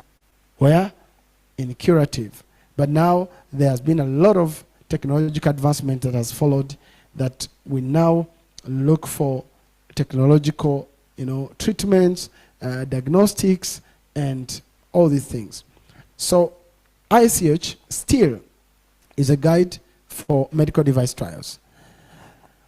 There was a lot of issues that led to and I could say disasters, that led to the developing a standard ethical code that guide research. There was, for example, the syphilis trial, which was done in the US, and which exposed African men, black men, to untreated syphilis for over 40 years, under the disguise of them getting free health care. So they would come, but they are not treated, even if penicillin had been discovered and found to be effective towards treating of syphilis. So they kept coming, and they are not even knowing that they are being followed up. And many died of syphilis. And until when this leaked into the media, newspaper, the New York Times, and they talk about the victims which have suffered unknowingly. The same thing was the thalidomide trial. Thalidomide is a drug which was being given, and they were saying, okay, it's helped to sleep, it helped you to sleep. But it was given to also pregnant women and lactating mothers. And for 12 years, babies were being born without limbs. And there were all these effects, but people were quiet. So out of this, it was agreed that no, there should be some guidance. Trials are good. They help to generate good solutions that can solve human problems, but we need to put some form of ethical standards and controls. So the Nuremberg Code came up, and those are very, very key areas. And that is the pipeline really which happened. In 1947, the Nuremberg Code came up, and you see this was after World War II. And these research ethic principles for human experiments, especially after the Nuremberg trials had happened, started off the ethical line. And over the years, we had many others, the World Medical Association Declaration of Helsinki, which we still submit to as we implement trials, and then the Committee of Safety of Medicine in the UK, and then the National Commission of Protection of Human Subjects of Biomedical and Behavioral Research, the Belmonte Report, very important for you to read them, those reports, and then the Good Clinical Practice, the US Food and Drug Authority, which generate, and we still follow this GCP. Of course, it was updated, and there was also Good Clinical Practices Europe, and now we said, okay, now they said, why have GCP of Europe and also have GCP of Good Clinical Practice of United States? So they said, let's harmonize, and that's the international harmonization of these guidelines of good clinical practices that had to come out. And I want to invite Susan. She's going to tell you a bit of the role of good clinical practice in medical device trials. And these ICH guidelines, they have both the quality guidelines, the safety guidelines, the efficacy guidelines, and multidisciplinary guidelines. And you'll be able to see that. So in this slide, good clinical practice, Susan is a clinical trial monitor, and she has been in this for quite a long time. I want her to briefly, just as I make this pause, for her to take you through the 13 areas that make up the ICH GCP, good clinical practices. And it's a cycle. I would need you to talk about it, and I think those who are online, you're able to see it. So they start with number 1, number 2, number 3, number 4, and they go around. And how does this Susan, come? How does these principles of GCP apply and in a medical device trial, and what do they help? I know you're always checking out that. You're always checking out that. So maybe you can take people through that and give some explanation. Okay. So I'm going to take you through the principles of GCP and why they should be applied also in other trials. And why he said, briefly he said that every trial we are doing, whether diagnostic, whether device, whether vaccine, we are going to do it in a human being. And the reason why these principles came up is to standardize, because at the end of the day, when these products are licensed, they're going to be put on market. If it was done in Uganda or Kenya, wherever it's done, or Asia, it should be done in a standard way, because it's going to be marketed at one time.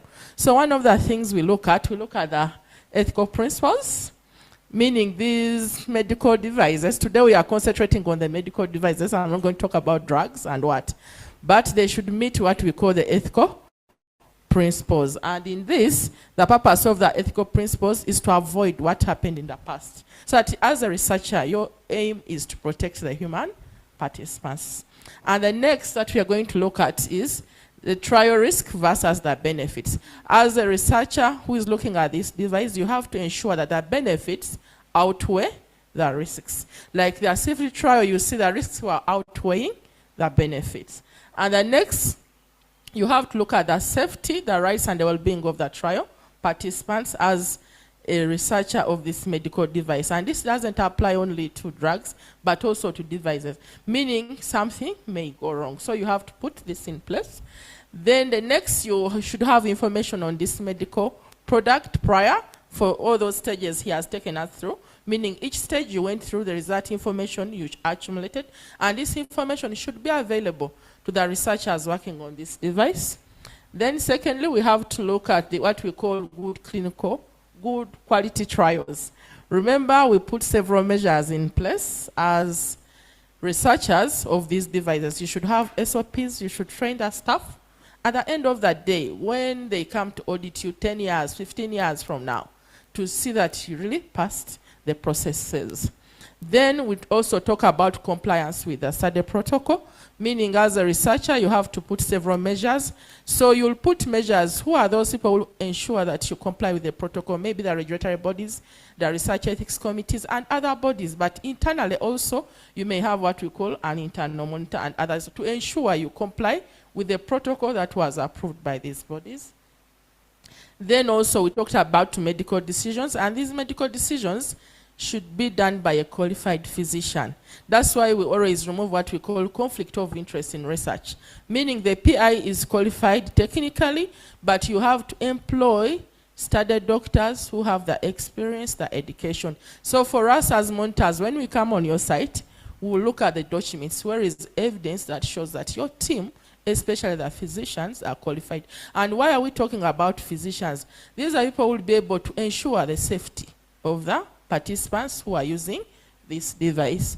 Then we'll look also at the trial staff, meaning all your trial staff who are working on this device have to be qualified by education, experience, and this should be also documented, like we said. Then whoever is going to participate in your study of this medical device has to provide an informed consent voluntarily. And you have to ensure that we are trying this medical device. And this informed consent should be also documented. And it should also be translated in a language which the participant can understand, and it should be a layman's language. Then we also look at the clinical trial data. And like we said, it should be recorded and handled in a proper way. And before they do recording, that's why you see in studies, you have to ensure the team who are going to collect this data, that they are trained. They understand the data collection tools. And they are trained over time, and this is always documented. And you should always have what we call meetings to see how is the data being collected before it's entered in the database. And also what we call quality control checks. And you should always have people who can always, like statisticians, who can do what we call interim analysis to give you what is going on. So we'll talk about confidentiality.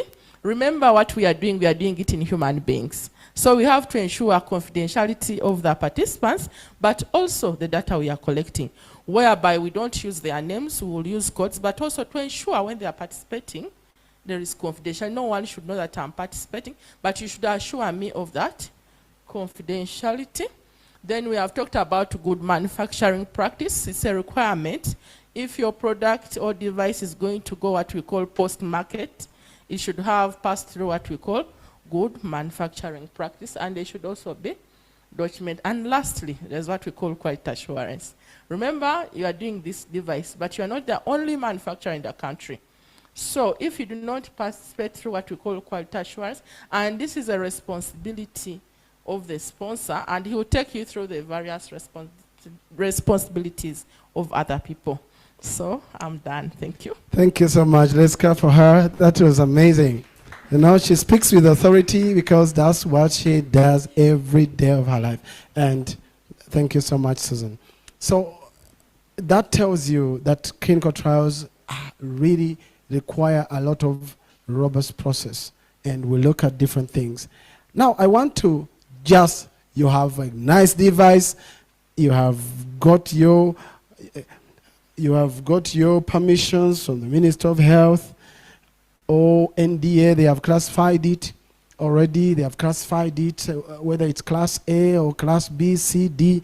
Let's say it is class B and above, meaning it's invasive, it has significant risk to human being. Okay, so you have also made sure you have registered it to get an IP, or like a copyright, to avoid that when you begin exposing it out, that someone steals it.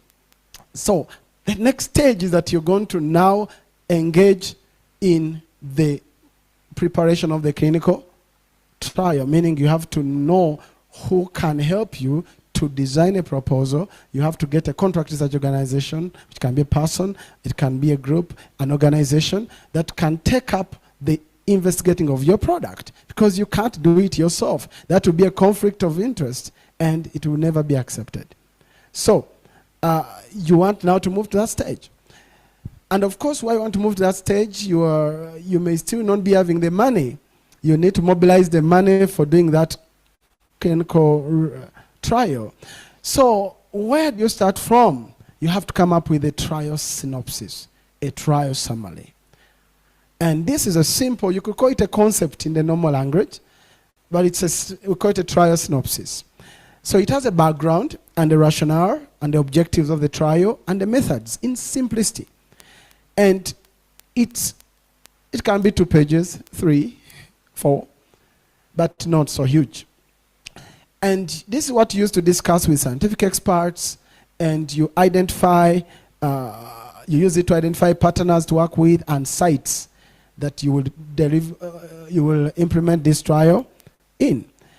And it can be used also for fundraising when you're looking for funds. So you use a bit of that synopsis. You don't first develop a whole proposal and then you look for funding for this. You first develop a synopsis and you use it to get partners to engage with different funders.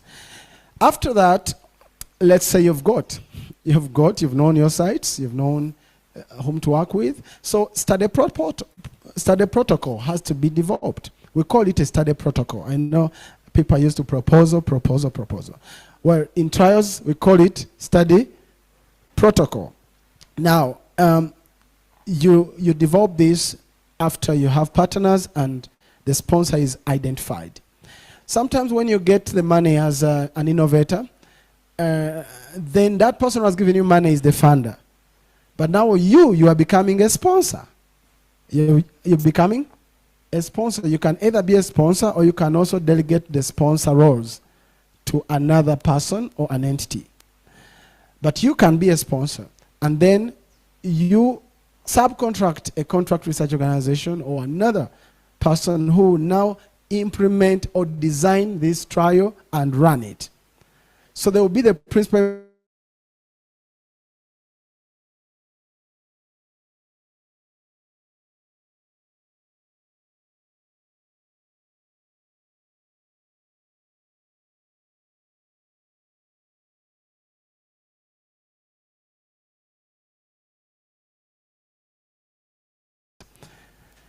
The next one is site identification. What do you think about when you're thinking about identifying a site where to implement your trial? You know, you should deal with a site who are concerned about the question you want to answer. Are they interested in that kind of trials? Next, what is the disease prevalence in that area? Can you get the participants that you need to enroll in your trial? And clinical trial experience. Do they have the experience to implement such trials? That you can sit back and say, okay, I know I've engaged an experienced team. Then interest from the research community. You also need to know what the research community is talking about. They may be interested in having trials that include Africans, include a certain group. So, as a gap. So, you want to listen to what the research community is also saying. So, it guides you in identifying. And when you're selecting, it's important to do a site assessment. There's a due diligence questionnaire that has to be developed that helps you to assess. And so you do an assessment visit to assess whether this facility has what is required to implement a trial. So meaning, trials can't be just be implemented in a wardrobe somewhere. The site is very, very important. And certain things being in place is very important. So the due diligence questionnaire is very important. And recruitment capacity, you assess the recruitment capacity. Are they able to recruit? If it's going to be in a hospital, how often do such patients come? It guides you on your timeline and the budget. Site organization, how is it organized? Won't my trial, things get lost in another trial? So the organization is super important. Look at the regulatory requirements. If it's a country, you want to do it in Uganda, how is the regulatory requirements? Will it be the same if you're doing it in Cameroon? Will it be the same if you're doing it in South Africa?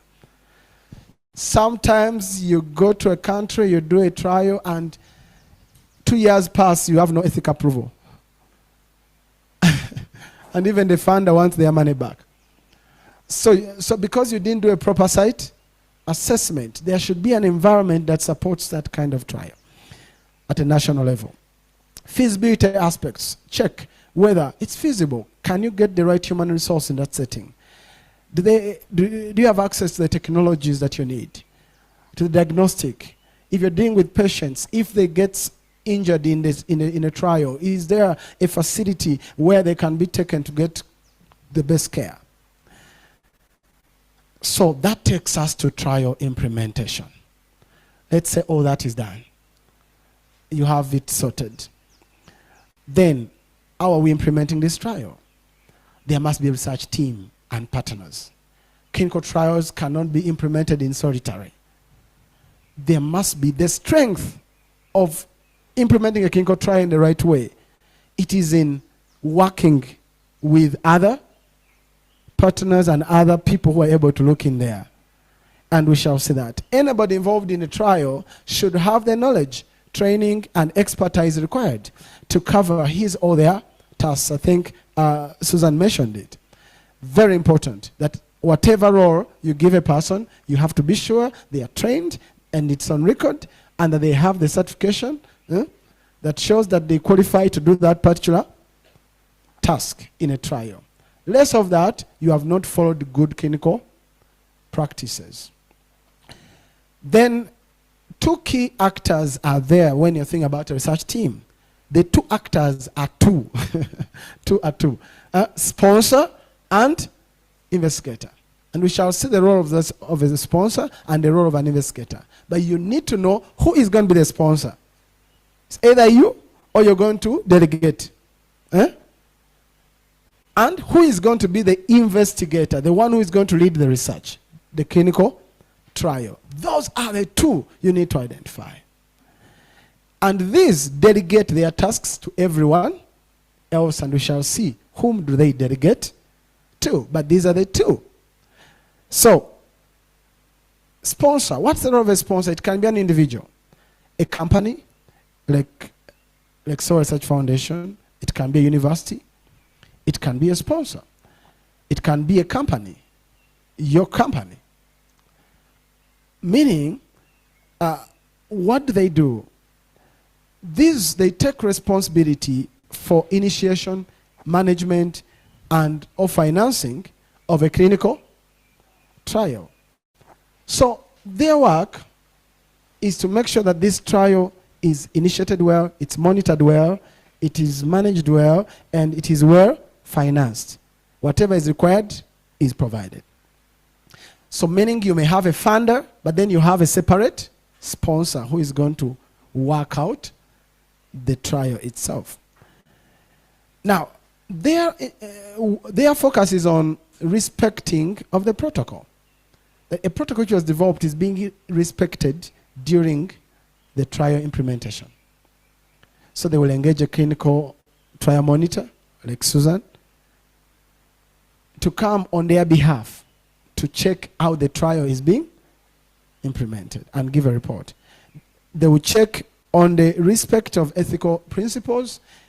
Is it being implemented according to ethical principles? What is the safety of participants? Are they safe, or we are getting many problems? Quality of the data, data integrity. They will look into that quality of the data, because research is about data. If the data is fake,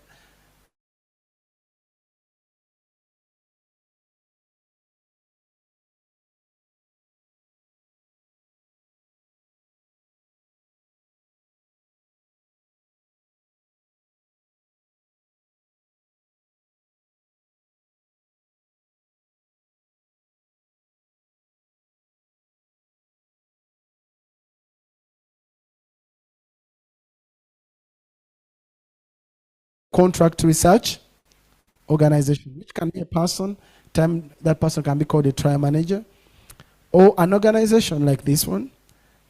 It can be academic, it can be a company, it can be an organization, but it's contracted by a sponsor to perform one or more of the sponsor's trial-related duties and functions.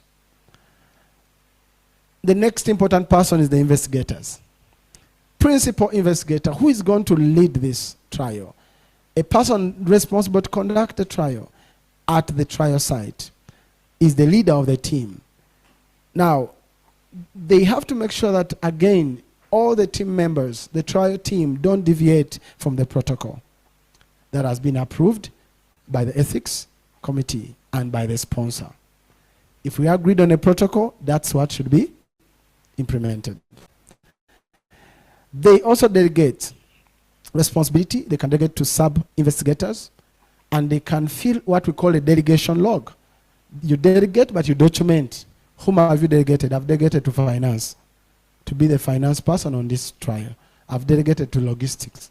I've delegated to a social worker. I've delegated a doctor. I've delegated. So everyone else, they get their roles from a sponsor or from the investigator. The whole trial team, even a driver, they get their roles from these two. And at times we can have what they call a coordinating investigator, in case you have a multi-center trial and you need a small core team which can coordinate all those centers. So that person can be called a coordinating investigator, and they are supporting the investigators at different sites. The other trial personnel that become part of the trial team, like a trial manager, the site coordinators of the trial, data managers, statistician, data entry clerks, pharmacist if it's a drug, biologist, nurses, counselors, biomedical engineer, has to be part of. If it's a medical device, you have to have a biomedical engineer too on the team. And data monitors, IT, and drivers, and you can mention even cleaners. All personnel should have knowledge, training, and expertise to perform their duties, and that's a key point. And training on good clinical practice is a must. They must have gone through that training, and it's a free training. You can get it online. Good clinical practice training, and no one works in a trial without that certification, and they must follow the study procedures. We set up trial committees.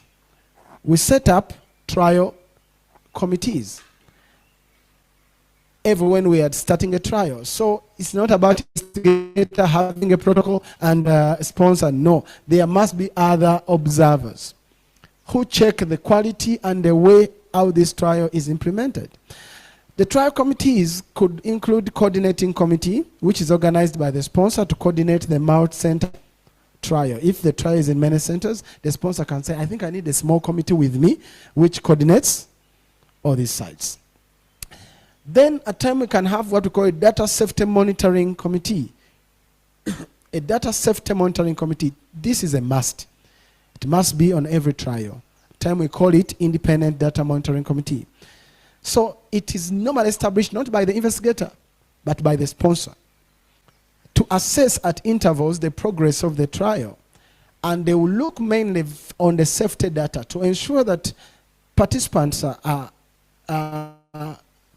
safety is assessed.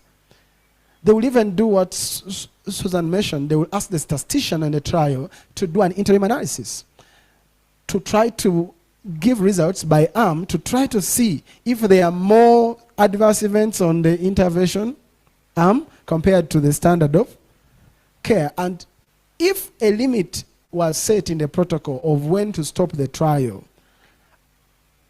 sometimes we set that limit and say if we get 10% of this group get adverse events of this grade, we terminate the trial. Sometimes we can terminate a trial, or we can terminate an arm. Just one arm if there are multiple arms. Then they also look at the critical efficacy endpoint to see if it's working. There are trials which never ended, like the penicillin trial didn't end. One of the trials, it was a polio. The polio trial never ended. Suddenly, when they began giving a vaccine of polio, they found that the group which was receiving the vaccine, they were protected, while others were not. So they said, now why finish this trial? Let everyone receive. So they did mass vaccination because everyone was suffering with polio in the US. Even the president of the United States then had got polio. So it was urgent. So this data safety monitoring board, it does that role, and it has external members only. It has external members, and it follows a predetermined charter. They develop a charter that guides the way they run and how many meetings to have. They meet. When they meet, they have an open session where the principal investigator also attends. And then there's a closed session where the principal investigator is not allowed to attend, but the biostatistician attends. That's where the biostatistician shares that data by arm on safety.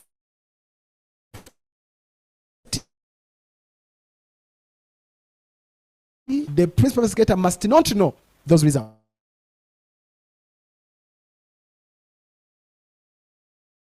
Investigate the principal investigator where the trial is still running until the end.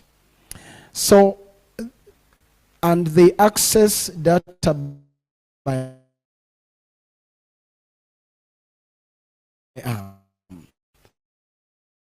which we also call the scientific advisory board. Now, this has to be set up by people who have experience. It's both external and internal members. Even the PI can be, principal investigator can be part of this, but they get people who are good in that discipline, who are can contribute or guide in a scientific discussion of how to interpret the results of the study, how to implement it, how to decide we have gone wrong. They are the people the PI, the principal investigator, relies on to give them advice, to give him or her advice on how the trial can be implemented. For them, they are there to support the principal investigator. And the principal investigator has a role in setting up this team. Unlike the sponsor who sets up a community advisory board. Every trial must have a community advisory board. These are members that picked selectively from the community that help to guide on first the planning of that trial, its implementation, and also at the end of the trial when you have finished, how these results can be communicated to the public and also how they can be translated. So they can participate in all those areas. Some trials can have a clinical advisory committee, meaning there is a lot of clinical problems, so you may need a clinical committee that can look into the adverse events that are being reported, so that they can help the clinician and the doctor to make some decisions of how to manage the patient in a trial. Sometimes we have an event validation committee, meaning some events have happened, but we are not sure. We need a team. There's no clear algorithm to guide decision making on whether this person has a condition or they don't. So sometimes you want to put up a team which can validate the events you're reporting, and they will check them and say, you said it's related to the drug. No, I think it's not. So they're able to guide you and in validating events. Terms, if you are storing samples, there will be a biobank committee. This, of course, deals with stored samples, and samples at times are kept for a very long time. Now, when you think about trial implementation, teamwork, it's about teamwork. It's about teamwork. You work with different people. Just to start with, just to run through, always, number one thing, if you're going to implement, get approvals. Get approvals, ethical approvals, National Drug Authority, and the ethical entities which are in your country where you're going to do it. Think about administration and finances. There's signing contracts with the service providers, the PI institution, the contract research organization. There will be contracts, staff recruitment, very important. Trial budgets have to be made, and the grant management. There should be a system to manage funds that are for trials. And logistics, there should be an IT, there should be a transport system. You have to think about the supply. If you are importing things from other countries or you're doing local purchase, how are you going to organize the supply? How are you going to check quality of the products you're going to use? And pharmacy, do you need a pharmacy? Think about the procurement process of the drugs, the labeling. Everything that belongs to trial has to be labeled for clinical trial use. For clinical trial use. So they don't get mixed up with other things you're keeping in the store. Blinding. Think about blinding. Covering things so that the patient can imagine it's the same. Okay? And stock management. Very important. Susan has mentioned the clinical monitors. When they come, the clinical trial monitors, they are looking in the pharmacy. They will count drug by drug. They will check how much has been dispensed. They will check the stock management system, and even destruction plan, how to destroy the investigational products after the trials. Some things are for testing, and after the balance is to be destroyed. Even the destruction plan has to be there, and we must know where they will be destroyed. We must have a certificate of destruction proving that they have been destroyed. And so all those are important things. Data management, think about data. Data is key.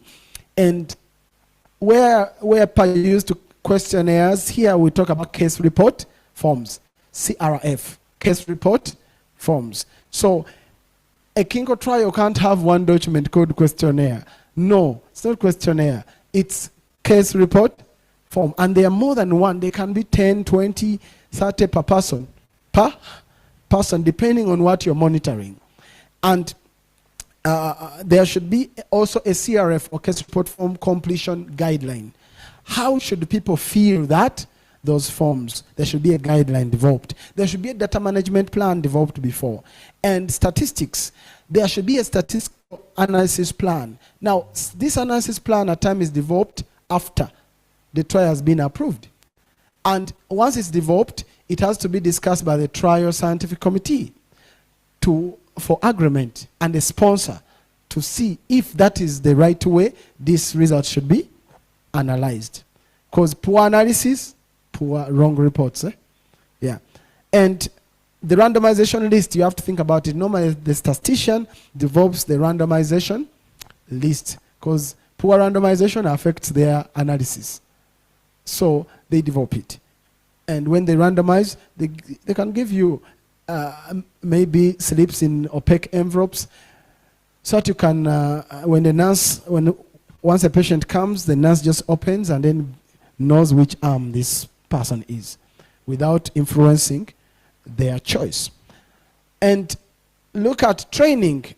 No, quality. Quality should mention also standard operating procedures. Everything in a trial, every procedure must have a standard operating procedure. There's nothing obvious.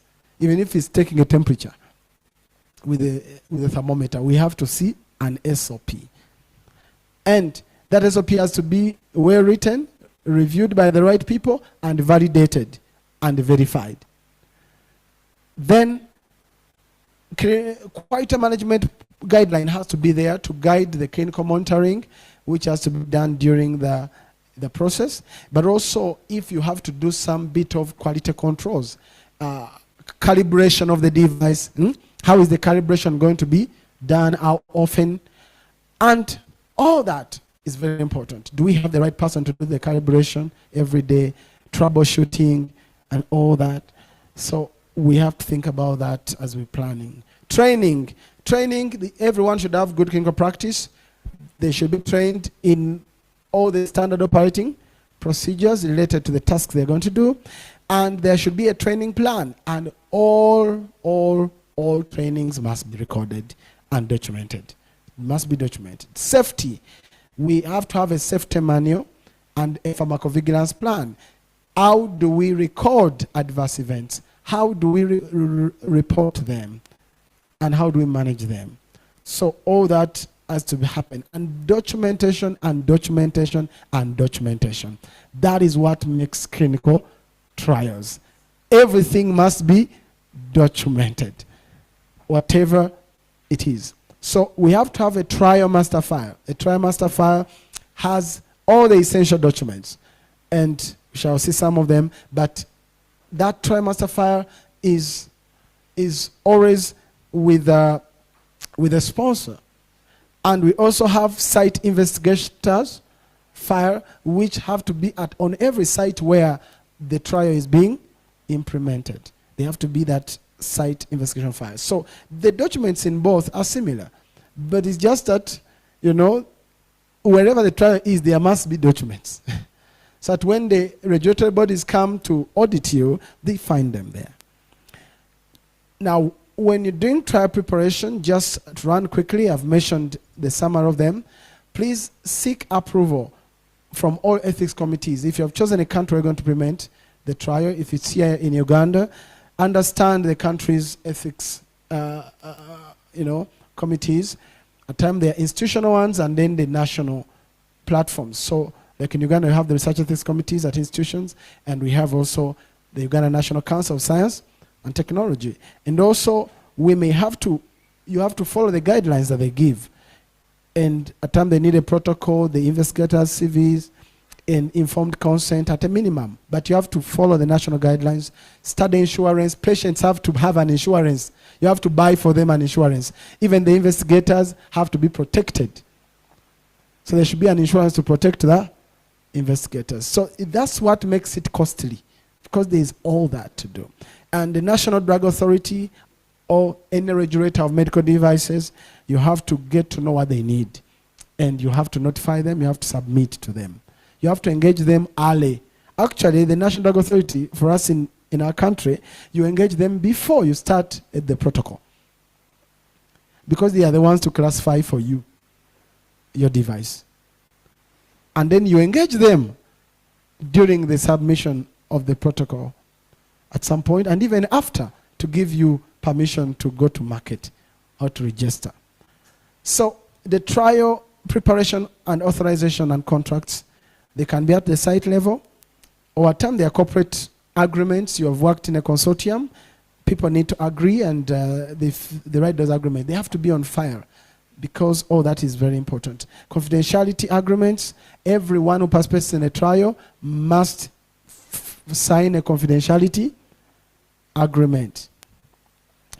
And budget, please, a trial budget has to be detailed to cover a lot of lines that are very important. So salaries, costs of tests, maintenance, drugs, equipment, consumable, facility costs, all that Insurance, you don't forget all that, including archiving and management of safety event. If a patient gets a safety event, they will need to be taken care of. So you have to have an envelope to manage their health care while they are still in a trial, because we can't be sure that what they are suffering is not from your device or it's not from the drug you're giving them. So that's very important. Materials, think about the study products that are needed, the availability, the laboratory tests. Are you engaging different laboratories to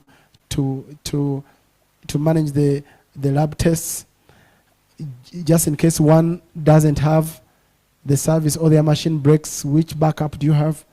Transport, think about shipment of the materials you need, if they're international or versus local purchases.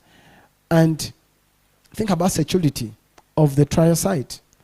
Storage, documents, how are they being stored? The samples, how are they being stored? Internet access, because you want to communicate. And now we go to the investigational product or drugs. When we talk about investigational product and drug, the sponsor has a role. They have to make sure that they are getting this investigational product from a company which is approved. It should be a quality approved manufacturing source.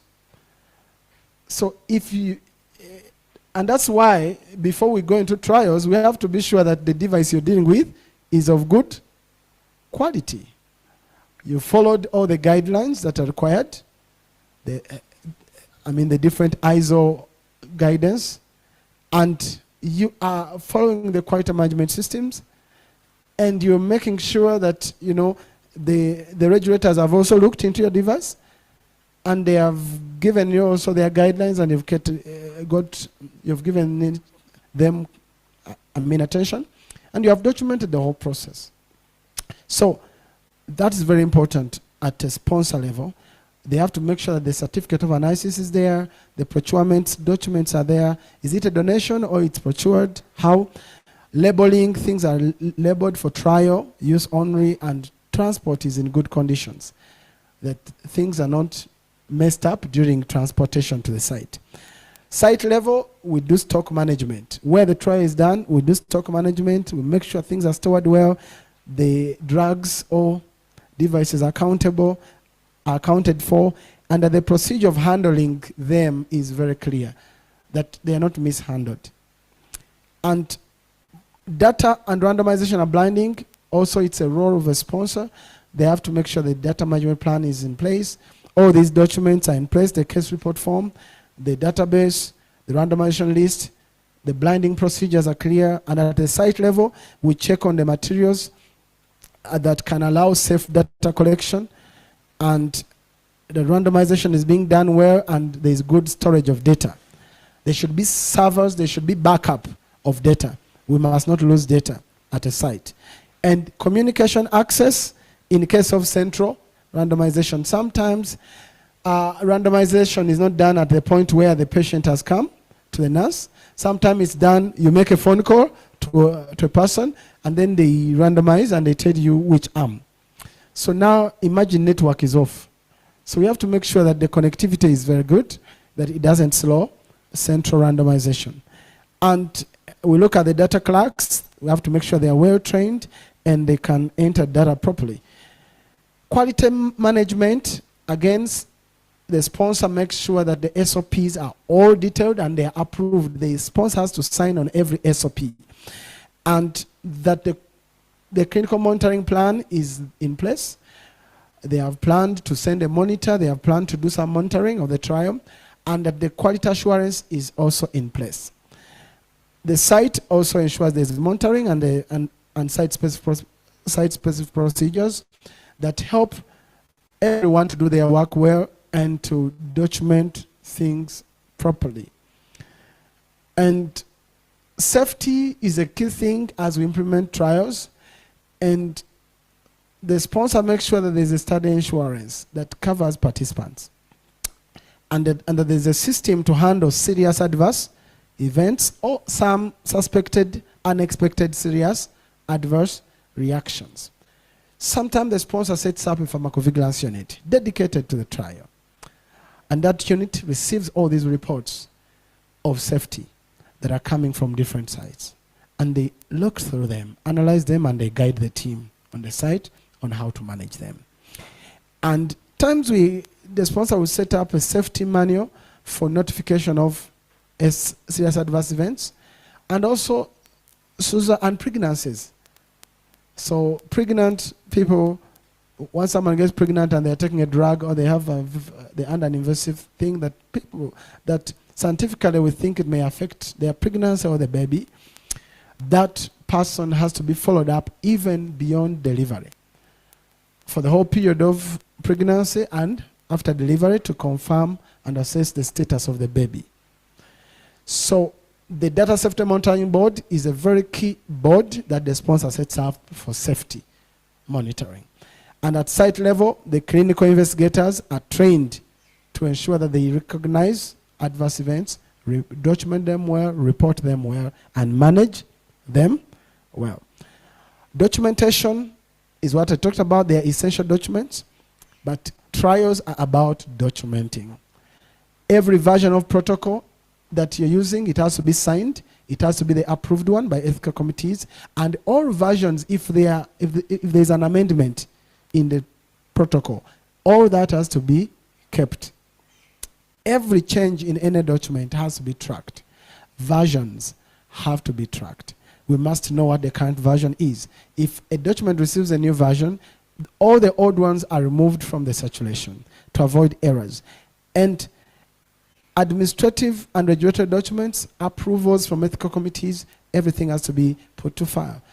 Study participants, their case report forms, their consent forms have to be stored. Remember, consent forms have to be two. One that the investigator or the nurse remains with, which is kept in the trial, and one other signed one has to be with the participant. So very important ethical practice. Products, they should have a certificate of analysis and importation authorization, and all that has to be on file. And there are a number of documentations, as I said. Some are essential documents, others are the trial master file and the site investigator file, and those are very key things. Investigators have a task of ensuring that there is respect to the protocol, that as their team is implementing the trial, they are following the protocol, they are following the standard operating procedures, they are respecting the good clinical guidelines, and the informed consent are well signed, and there is recording notification of adverse events to the sponsor. The sponsor has to be reported to all the adverse events, and the data collection is moving on well in respect to the good clinical practice. Trial documentation is being done, and that the tasks have been well delegated, and the delegation is well documented. And that's very important to have. And quality monitoring, we normally have to have a site initiation visit. Before a trial is implemented, the trial monitor will come and assess the readiness of the trial site to ensure that it's ready to implement that trial. So that site initiation visit is done, and the report goes to the sponsor. So the sponsor gives the go-ahead that now let the trial start, basing on the report from the clinical trial monitor. Then there will be regulatory monitoring visits in the interim as the trial is running, and the clinical trial monitor is monitoring certain things, as we said, that the sponsor is interested in to ensure the trial is moving well. After the trial is done, there will be a site closure visit. And again, the monitor is checking how the trial has been done, whether proper documentation has been made, whether there's still something more to be done, like maybe the investigation products are not yet destroyed, they need to be destroyed. How do we close out, how do we store and archive the source documents, the case report forms? How do we, so they acquaint themselves in that, and they give a report to the sponsor, and the sponsor again has to say, okay, now the site is what? Closed. The trial has been closed. So the delegation is done by the sponsor to the trial manager at times, or the monitor, who will respect the good clinical principles. They will check on the respect of good clinical principles and respect of the study protocol. The Data Safety Monitoring Board, we had talked about it, and they normally have their first meeting before the trial is done, starts, and they will review the protocol, and they will also review their charter, the Data Safety Monitoring Board charter, which is going to guide their meetings. They normally would meet 3 to 6 months interval. So regularly, 3 to 6 months interval, and they will have an open meeting, as we said, and they have to listen to the progress report of the trial and the safety review. They want to listen to every incident of safety, one by one. And they will also analyze it by arm. And they will also have a closed meeting to look at by arm. And they will also make sure they report to the sponsor and the investigators. Once the Data Safety Monitoring Board has met, the meetings and the decisions are also submitted to the Research Ethics Committee to say, hey, look, they sat and they said the trial should continue. Okay, so that's important. Then the Scientific Committee, as I told you, they support the investigator. They approve the study protocol. They look through and approve it before it's submitted. And even if there's an amendment, they will assess the amendments you want to make, and they will tell you, okay, but change this, but not this, right? So they guide the investigator. And they can also propose and review sub-studies. If you think you're going to do some sub-studies in a clinical trial, they want to listen, and they can also propose. And they also review the study progress. If there's any major deviations, they want to see that. And if there's any safety, they want to review that. So with that, as we come to the end, the communication and dissemination of results from a trial, it's another very important part of the clinical trial. The communication plan has to be agreed on by all the participants in the consortium. And if there are different centers, the principal investigators have to agree how are they going to publish the first paper. It is on the primary outcome. Okay, before that one goes out, there's no other paper of a sub-analysis which can go out. They will agree who will be the first author, who will be the authors, and who will be acknowledged. The tools to use. Remember, when we're disseminating, we think about different audiences, scientific audiences. Are we going to have international conferences? Are we going to do stakeholder engagements? Are we going to disseminate to patients and community? We want to disseminate all of them. And the methods can vary. And please, it is now part of practice and standard that there should be dissemination of clinical trial results to all these groups, scientific audiences, stakeholders, and patients and community. So there should be a very well-designed community engagement plan that will cover all these elements. And the tools to use, the tools to use, it may be through reports, you may do meetings, publications, media campaign, websites, social media, leaflets, newspapers. You can use as many, depending on what you want to do. But everything that is related to dissemination must be first approved by the sponsor. You don't just make a presentation and go to a conference nearby to present a trial results without approval of the sponsor. So this is very important. And there should be a budget. In the budget, there must be a line for community engagement for all these things. And so the final trial report has to be given to the sponsor and to the funder, and there can be also scientific disseminations. Good to plan that, and dissemination to stakeholders, as we said, and communities. As I end, I always acknowledge the people who I recognize who have mentored me in clinical trials for over so many decades. I'm making almost 2 decades in clinical trials, and these have been the people who have trained me. And why I bring this slide is because mentorship is very key if you're going to perfect in your conduct of clinical trials. you have to learn. There's a lot of, practices we learn from different people and from different settings. So I've been very privileged to work with really high-profile researchers in the world who have taught me a lot, and which I'm very happy. And that's what inspires me to give such a lecture, to share the skills that I've learned in many places. So thank you for joining us. And that email there, you can always send an email there. And in case you want to ask about future research trainings and also other trainings which we offer. And please make Soul Research Foundation your number one choice as a site for your clinical trial, designing and implementation. We are also happy to serve you if you are interested. We'll be happy to work with you and to support you on all the process and to navigate the waters of regulation which many struggle with. And I just wanted to mention this, that our next one will be, our next lecture, we will tell you when it will be on the step-by-step process and requirements for drug medical device trials regulation approvals. In Uganda, but it can be in any other place. And we'll be helping someone to know what is needed and walking through the process and having very amazing discussion. I hope I'll be able to have some people from the regulatory who will be able to also speak and tell you from word of mouth what is going on and how things should be done. So with that, I think I want to appreciate you for waiting.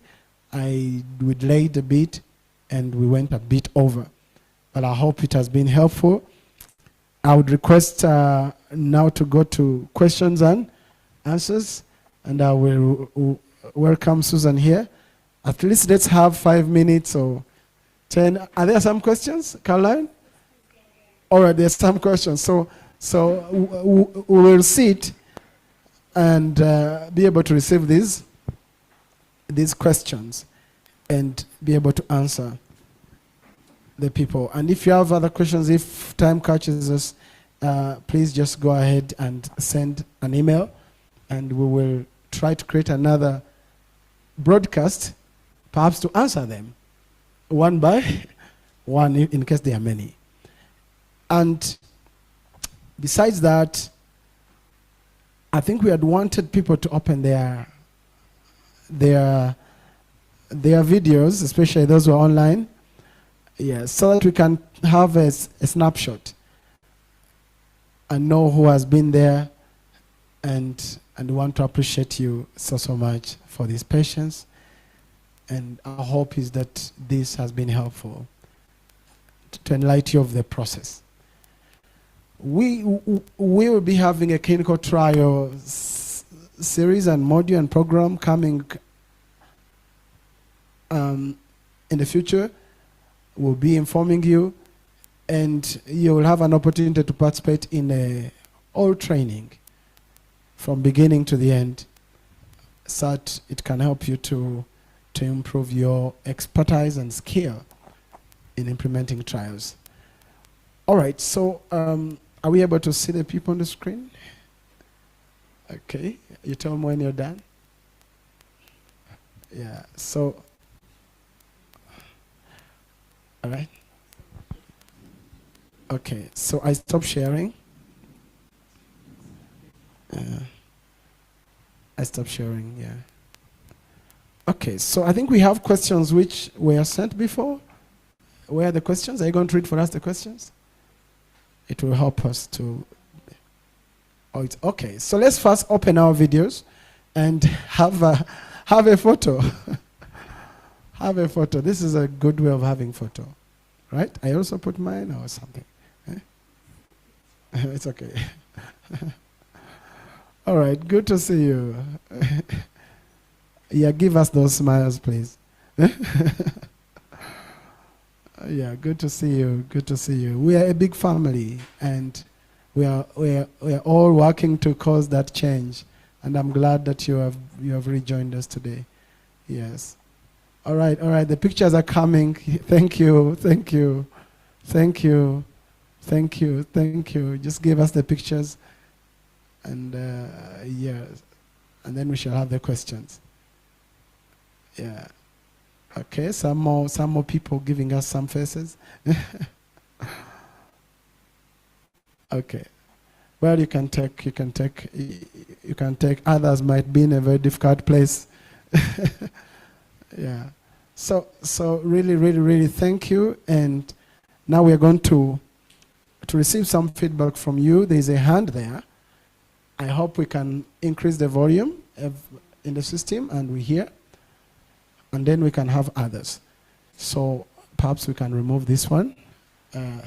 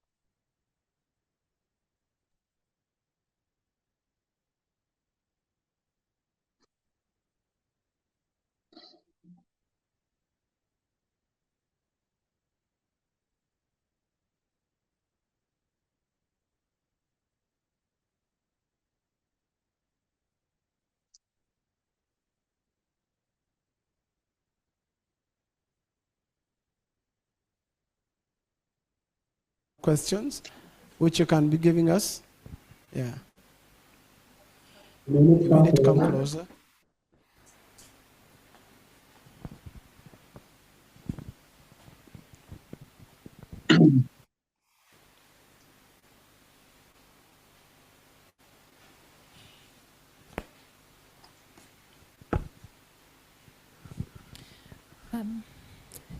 Thank you very much. So the first questions are coming from Quizera. Question 1, she says, she's asking, most of the medical devices being developed in Africa are only improvement of the devices developed elsewhere who have undergone clinical trial before being allowed to be released to the market. My question is, do we need clinical trials for new devices which are an improvement of the existing one? If so, do we need to do all those phases of clinical trials? All right, wonderful. And that's a very good question. We shall answer one by one for purpose of capturing answers properly. So if it has been an improved, I'll give you an example. Even in the drug or in the pharma trials, you can repurpose a drug. Just repurposing it to use it for something else. It's the same drug, it's approved, it's on market, it's licensed, but you are using it for a different purpose that is outside its licensing. Outside its licensing. So if that happens, that drug has to go through clinical trial for that new purpose. And it may not go through phase 1, but it will start from phase 2. It can't go to phase 3 straight. It has to start from phase 2, where you target that particular patient population which you want to address. So you don't go through all the phases, but you still go through clinical trial, but from phase 2. I hope that is clear. So it's the same with medical devices. You might use a device and then you have changed something. Or you have changed its its design. You have used, you've developed a local prototype, but we still need to assess to see if it can produce the same outcomes like the original device. All right? And also, in addition, you need to seek approval from the initial owner of the device before you redesign it or you revise it. You need to seek that approval. Good. Next question. You may have to come closer if it doesn't kill.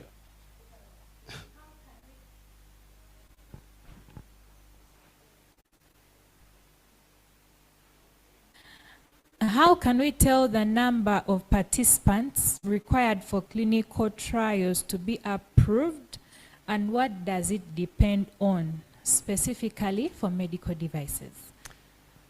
So I think I gave a breakdown of the number of participants, the range, for each trial phase. So that guides you, number one. Number two, you will still calculate a sample size based on the outcome you are looking for in your specific trial. But the idea is that whatever the sample size you're calculating, it has to follow within those boundaries. So you can't say, for me, I calculated phase one, I'm going for 100. I'm going for 300. No. Huh? No. So that guidance gives you a limit to fall in, but then you still have to follow scientific methods to to power your study to be able to detect a certain difference, a clinical difference between the group which is receiving the intervention and the group which is receiving the standard of care. Next question. Maybe just to add on also, like we said in research, we don't work in isolation.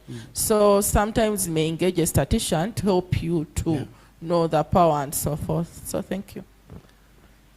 There must be a trial statistician according to good clinical practice. Me, I'm a biostatistician. When I become a clinical trial principal investigator, I must have a trial statistician. The point is very simple.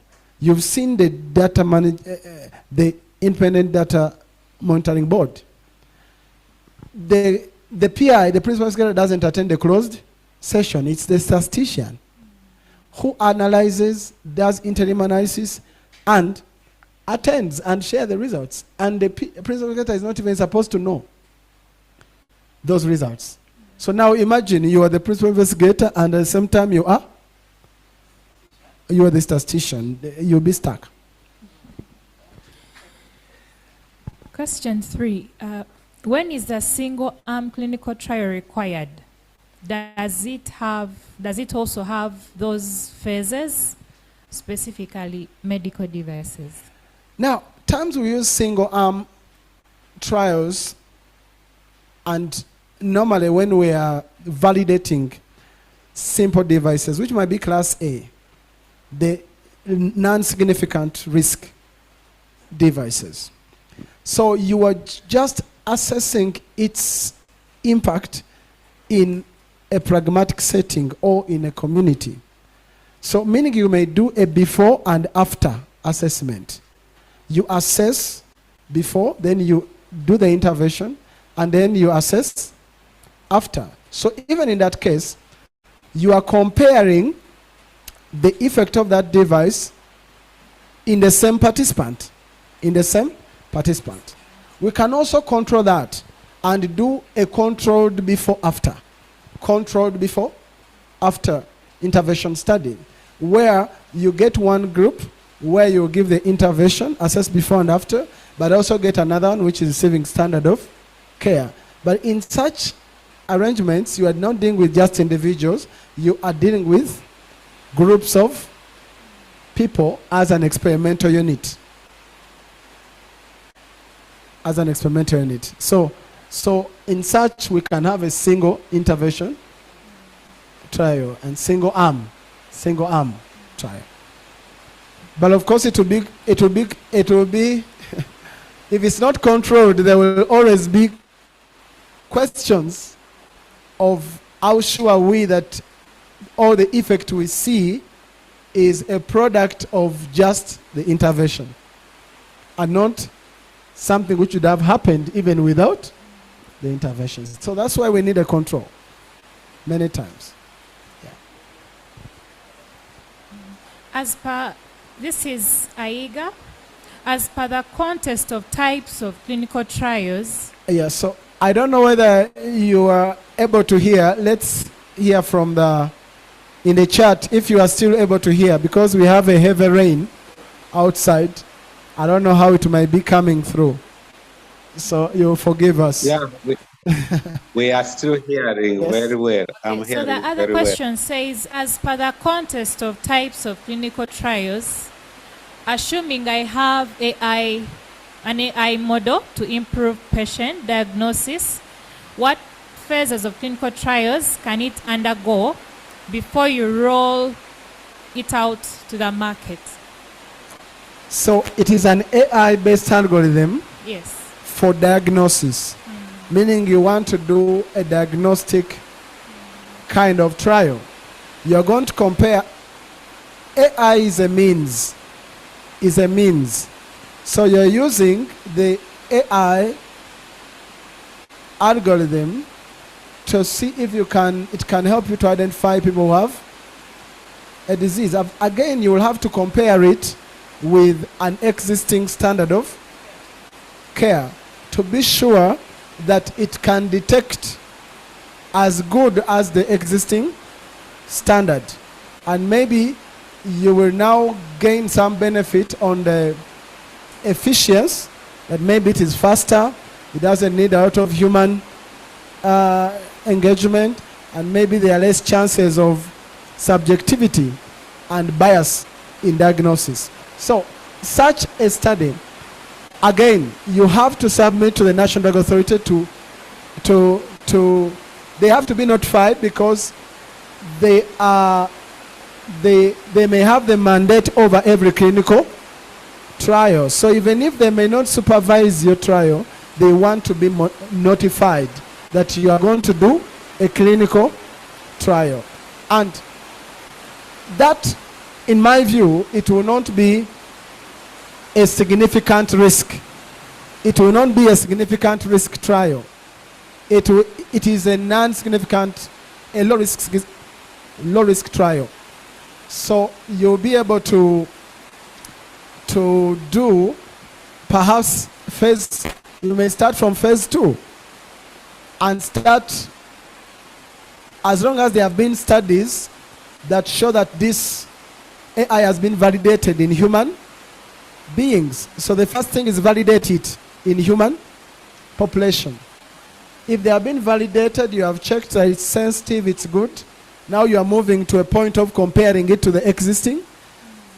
Then you may use that scientific rationale to now move to phase 2, to start on the second phase and subject it to a bigger population of participants and compare it head on with the standard of care.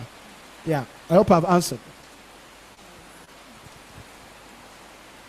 The next question is, what is the estimated smallest budget for a clinical trial? What is the smallest estimated budget for a clinical trial? Someone sent me a WhatsApp yesterday and was asking me just that question. And look, what we said, clinical trials require money. And we can't just get an amount out of our heads. But what I can say is that the cost of a clinical trial is driven by the regulatory requirements. Does it need a full supervision of the National Drug Authority? It is driven by the materials you need, the kind of human resource the follow-up. How long is the follow-up? The number of patients, participants you're going to recruit. It's going to require, do you need laboratory investigations? Laboratory can take more. Which more investigations do you need? All that can push up the budget of clinical trials. And licenses. Licenses. The insurance, the patient insurance can take around 5,000 USD and more. 5,000, 6,000. Just patient insurance, depending on the number of participants. If you have like 30. So the cost is high. And ethical approvals, like in our country, if you're going to go to the National Drug Authority, you need 4,500 for a trial, US dollars. And you need 300 for Uganda National Council of Science and Technology, US dollars. Research of this committee, you need 300 US dollars. If there's an amendment, you're going to need some more money right there, just in regulatory. There are meetings you're going to have, meetings, pre-meetings, to get feedback from different entities about your device. You need to budget for that too. And so there are some costs which are in just regulatory. Before even we talk about the setup, the site setup. And that's why I told you that centers like Soil Research Foundation, when we have set up a setting, it allows an investigator to come and implement without reinventing the wheel. So some costs go out. But if you are to set up everything, the costs can go high. So it is on trial basis. I think we have to look into the trial to be able to assess. But I'll tell you, phase 1, it is good. This is a off-head cost I gave someone. Think about 50,000 to 100 US dollars. 50 to 90,000. And then phase 2, more numbers, more money. You may need to think about more than that. 100, 150. Phase 3, you are in 150, 300,000 US dollars. So, in my experience, trials go around that.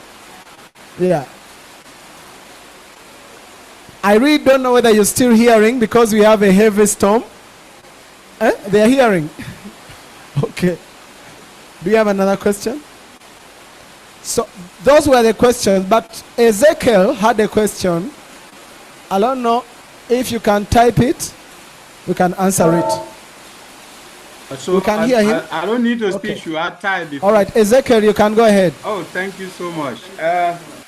My attention was drawn to the 13 principles of clinical trials.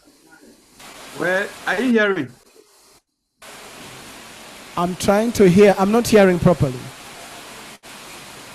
Are you hearing? Hello? Can you hear me now? We are not. Yes, we are trying to hear you because we are competing with the storm outside. Sorry about that. Okay, sorry. I will try to raise my voice.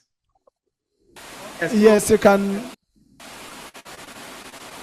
Yeah, so I'm actually asking, why should we separate the number 3 from number 9 in the 13 principles of clinical trials, where we have the participants and then the informed consent? Why can't it be one? Or did you do the arrangement in an order of relevance?